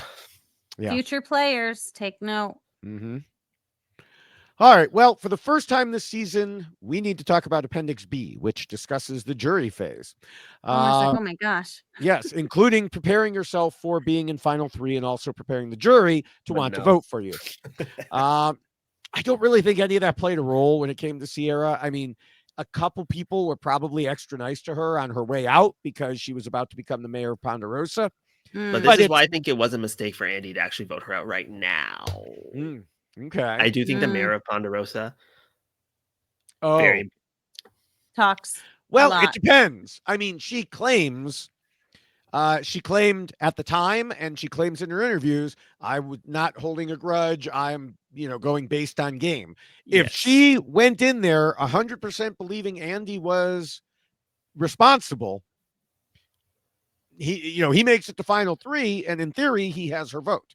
Well, see, I disagree in some sense. Well, okay, people always say that. I know. I said in theory. Sierra says that, and she's not like that. Yeah. But the thing is, people can also use whatever they want to justify whatever they want. The jury, I don't know if this is Jessica's experience. The jury is extraordinarily unpredictable in terms of how they feel in the game versus out of the game. I was shocked when I got to Ponderosa, and the people's opinions on the people in the game was completely opposite to what made sense at the time. And their perceptions as well were so warped about what was actually happening because they didn't have all the information, but they acted like they did. And it's like they feed off of each other. They get one piece of the pie, then they get 2 pieces of the pie, and then 3, but they always think that whole pie is the whole picture, and they don't understand that there are more things going on. I think because you're describing life in general with many people. That is very true. But if you were Sierra or whomever, and you think that Andy voting you out was a mistake, you could easily justify saying, and I'm not saying this is what she would do, but like, I'm voting for the best player and I would never vote for Andy because he made such a stupid move. He should have done that later, or I really had his back, or whatever it may be. Like, people can justify whatever they want. And I think that putting her as the first juror like that is something that could potentially be very, very risky. It could. I think putting Sam as the first juror would have been worse for him. Oh, yeah. That's why I'm like, is the question, did Andy do it too soon? Like, I don't know. But I think the first person on the jury is very important. Yes, I don't disagree, because they will have the most time to gather information and to sway information, because they're going to be sitting through everybody walking through those doors and then everyone having those conversations, and so they can really kind of manage the narrative if they would like to. So I do think that that's a very interesting point as to how she's going to respond, because she might be one of those jurors that says, well, I respect you because you took me out and you needed to. And if he leans in on that and says, well, I had to take you out because you were the biggest threat, well, then that's a pat on her back and she can feel better about herself. Like, oh, well, that's why he voted me out. So I guess it would depend on, if he is in the final 3, how his selling point to her will be in regards to this particular vote. And it will also be the people that come in, like, what are they saying about it? Because she's going to be primed on Andy, but she won't have a chance to hear from Andy about this specific thing until the very end. And that's why even on your season, at the end of the day, that's why the whole jury believed that dragons were secretly a conspiracy by the government to not that were in existence. Like, that's how much influence Michelle had. Really took over. She did. Like, whatever these people come in and talk about Andy, if they're framing it in a positive way, perhaps she'll go that way. But if they come in and they're like, well, I don't know why he turned on you, then it's very easy to like turn the other way on that. Right. Sure. Right. Okay. All right. Well, it is about time to wrap things up. So, Omar, what are your final thoughts on Sierra? I thought that Sierra was a champion of the chickens, a very personable person. I really liked her. I think that she didn't get the best well-rounded edit that I think that she probably deserved, given how central she was to the storyline, especially on her first tribe. But she did a great job. Okay. Bring her back and bring her back with chickens. That's what I always say. I want Survivor 50 to be Sierra and 19 chickens. What about Ty? Can Ty be on it too? Maybe he could be a reward. Yeah. Oh, a chicken reward. Yes. Ty. I love that. I'm just thinking of Gonzo the Muppet. Sauce. Yeah. I'm thinking of Gonzo the Muppet with all his chickens, Oh, that's one of my favorites. I love him. I don't know what you're talking about.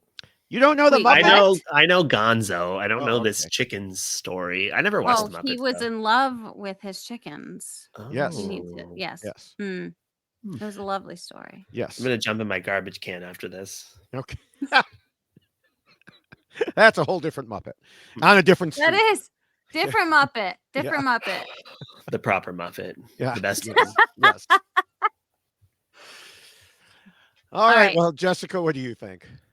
Well, Sierra's pregame interviews were inclusive of stating that I think I was just born for this game. There's no other way to put it. My physical abilities, my social abilities, I'm like, we're going to thrive out here.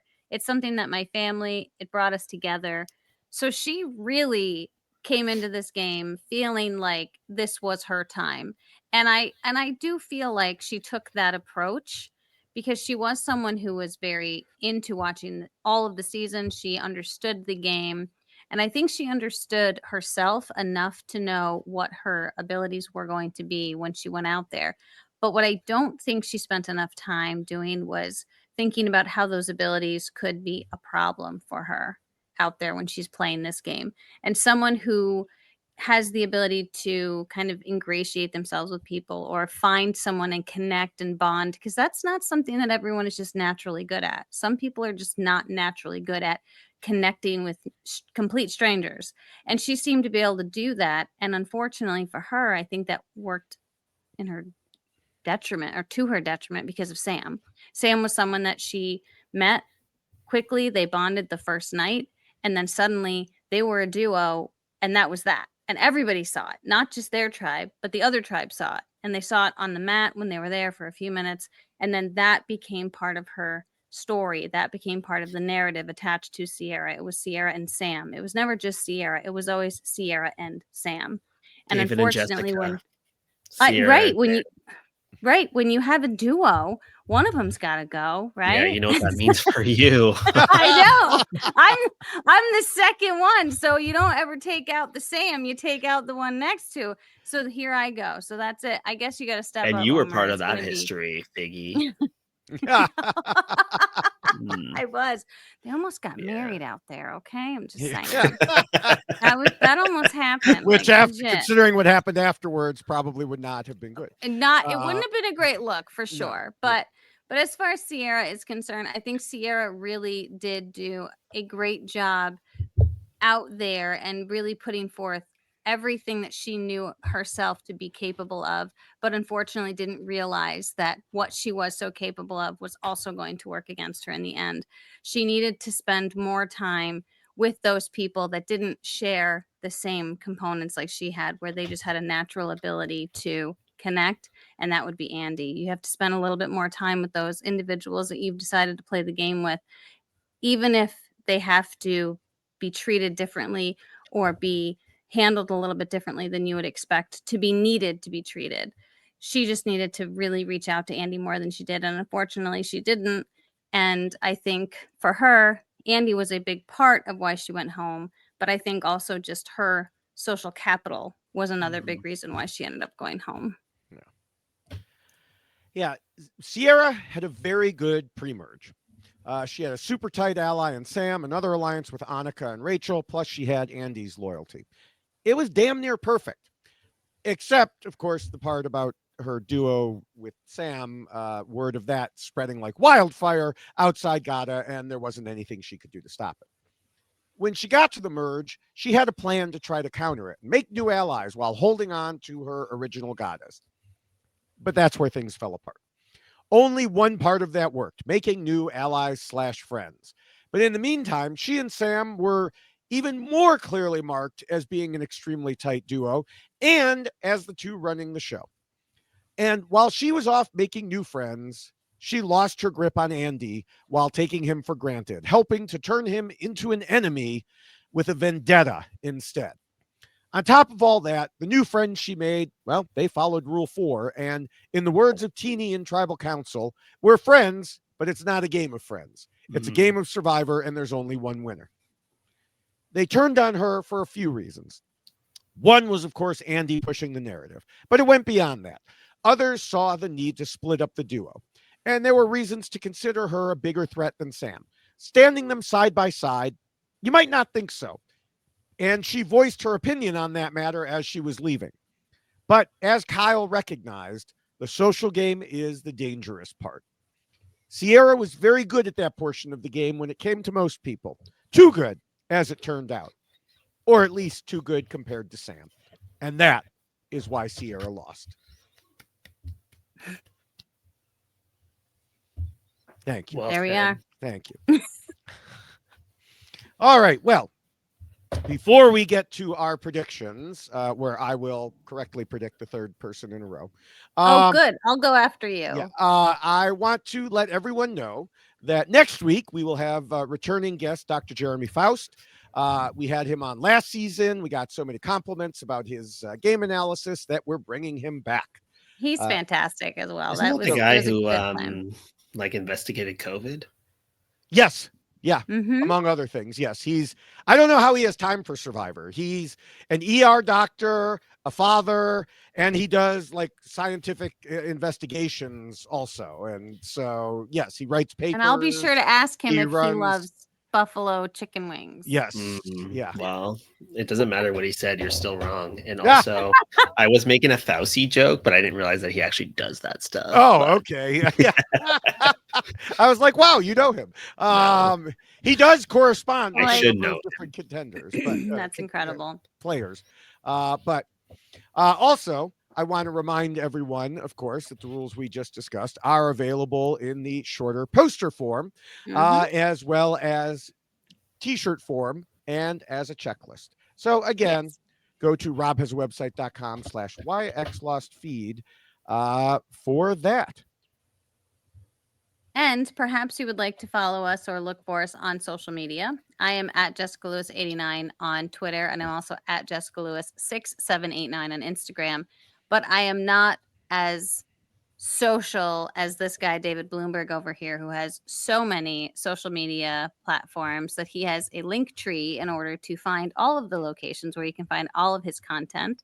And I'm sure that we will also hear from I just want to say the name that is at the bottom of your screen so badly. Cockatoo, bro. as to where you could find him as well. So David, why don't you talk about your link tree, and then Omar can talk about how people can locate him. Well, yes, I am at linktree/David Bloomberg with a dot before the EE in the URL. You can find me directly on Twitter and Blue Sky as at David Bloomberg, on Threads as at David Bloomberg TV.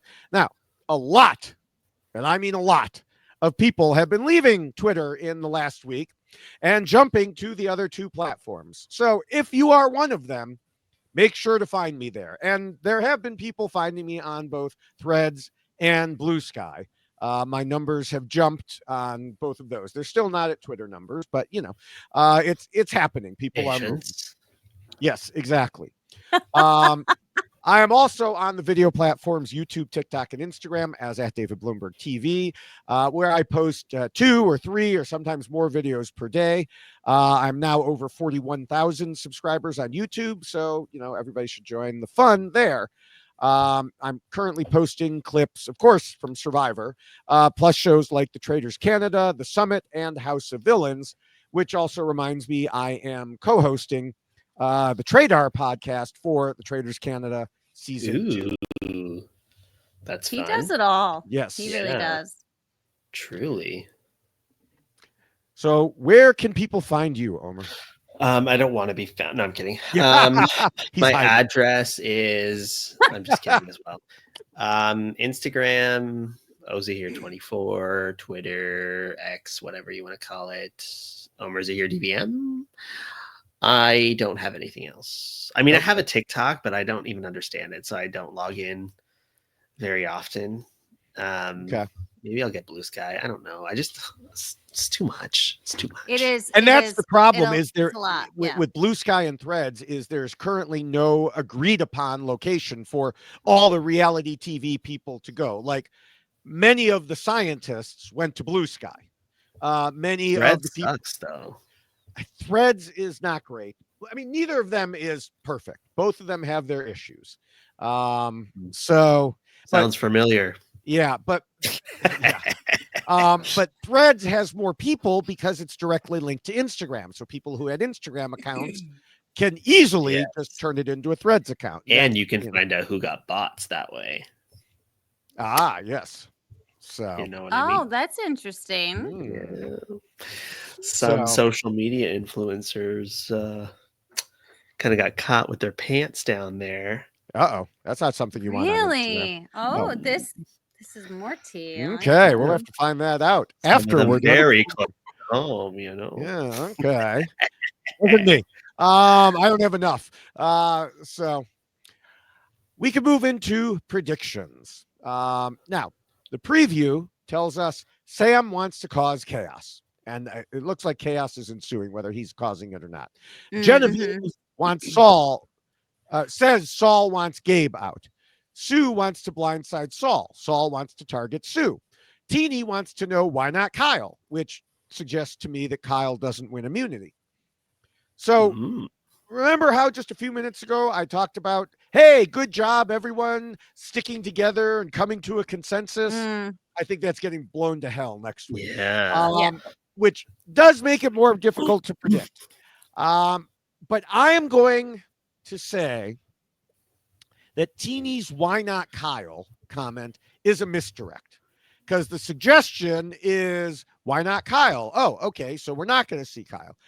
I think one reason people won't stick together is because some of them want to vote out Kyle for being too much of a threat, and other people won't want to. But I do think in the end, it could end up being kind of a little bit of a boring vote. It's like, oh, immunity threat, didn't win immunity, let's vote him out. So I'm going to steal Jessica's pick from last week and say Kyle will go. It's plagiarism. Yeah, well. It is. But it's okay because I'm sticking with Kyle for this week. Oh, okay. This doesn't make any sense. It doesn't make any sense. I was going to predict that Jessica is wrong, but now she can't be wrong, and you can't both be wrong. I'm sorry to throw you off. Well, because the only reason why I'm still leaning towards Kyle is if there becomes an opportunity to vote him out because he doesn't win immunity, it is like the easy kind of decision where everybody can come to a consensus and go, well, he didn't win immunity. He's been winning immunity. Right. And we saw him actually mention that himself in this past episode, that this could damn him the next time. And so I feel like it's one of those, it's almost like a safe vote for everyone, really, because they can just kind of come together and go, well, but Kyle didn't win immunity, so we don't have to really talk about this. It's an easy vote. Yeah. So this is why I'm thinking it's going to be Kyle. Fair. I think Susan is going to play her idol on Gabe, and Kyle will go home as a result. Really? You think wow. So? Wow. I'm going to be bold. Yeah. Look at you coming out of there with this crazy idea. I was thinking something might happen where Rachel might play her idol. Like they might switch to Rachel. That's a good one. But no matter what, in the end, she's saving Kyle that shit. She's winning now, remember? So she's saving that. Well, I mean, she could win by playing it, potentially. I know, but not yet. There's still too many people left. Yeah. Yeah. I'm going to make sure that I let that dog out on Twitter, I'm going to get Rachel to be my little attack dog, Who should I go for next? Maybe I was behind it all. The kissy lips were very nice too. Yes. Funny. She's so funny. They were directed at you, even though she didn't know that. I know, but listen, I can respect her. Yeah. I thought it was great. I was like, it was so funny. Coming for David. It was good. It was good. Oh, and I was defending you. That video was defending you. I mean, it was all a joke, but listen, I appreciate it. And I my decision was terrible. I'm not, I'm not. It was actually Will Wall's fault. Through. Well, yes, it was. It was definitely Will's fault. Yes. Blame him. You know what? And this is the other thing too. Not that I want to. And he became a lawyer. So again, blame the lawyers. Damn lawyers. We had yet to see a season where anybody got out of their seats in tribal council, right? And because because the way that it was presented to us before we went to every tribal council, it was like, this is your seat. This is where you're sitting. And they had the little drawing, and it was very important that you knew where you were sitting. Yeah. And I remember sitting there going, Will was all the way down at the other end. And I was like, everybody I needed to actually talk to was over there. The only person next to me was Jay. And Jay was like, Jessica, just flip. It's fine. Just flip. And I was like, shut up. That was what I was hearing, was this guy over here.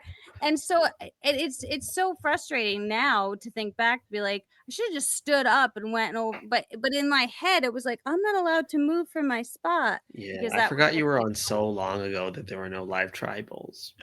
I'm kidding. Oh God, I'm gonna be dead by tomorrow. Yeah. Listen, I can take it. Don't you worry about it. It has been a long time. It's 2016. Too long. I mean, that's like, oh my God, it's so long ago.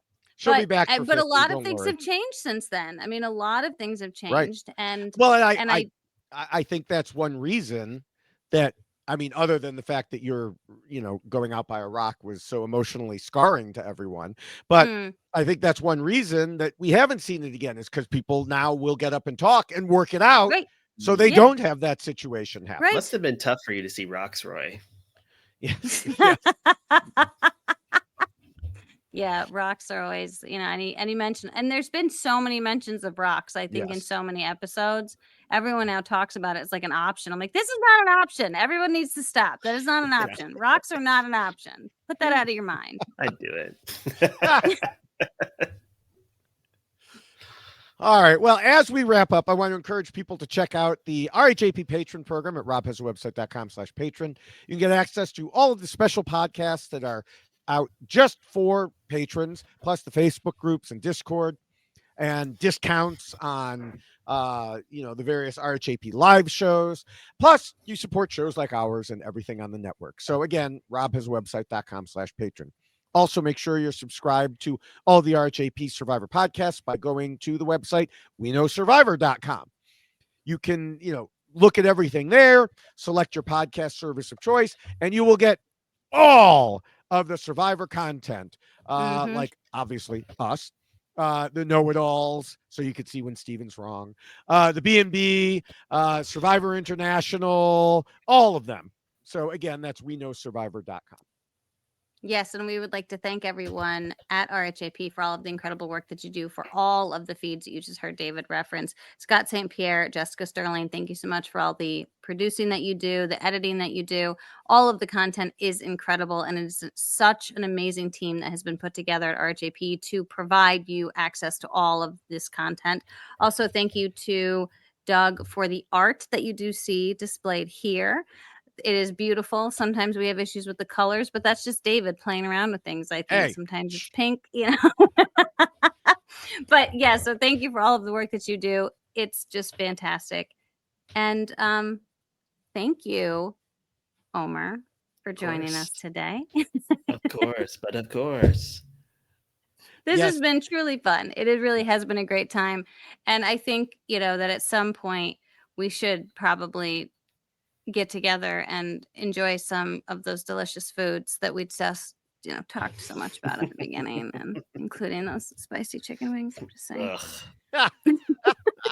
Remember, just order for each other. That's all you have to do. Yeah, that's true. So yes, thank you, Omar. It was a lot of fun. People may be like, hey, how come it took so long to get Omar on? We had tried. We just kept having conflicting calendars and the like. Yeah. So it took a little while, but it was better worth the late wait. than never. That's right. And it was worth it. So that was fantastic. Thank you so much for joining us. Yes. Of course. Thank you. And of course, thank you, Jessica, for another great week. Mentioned earlier, Dr. Jeremy Faust will be joining us next week, and we will see everybody then. Bye. Bye.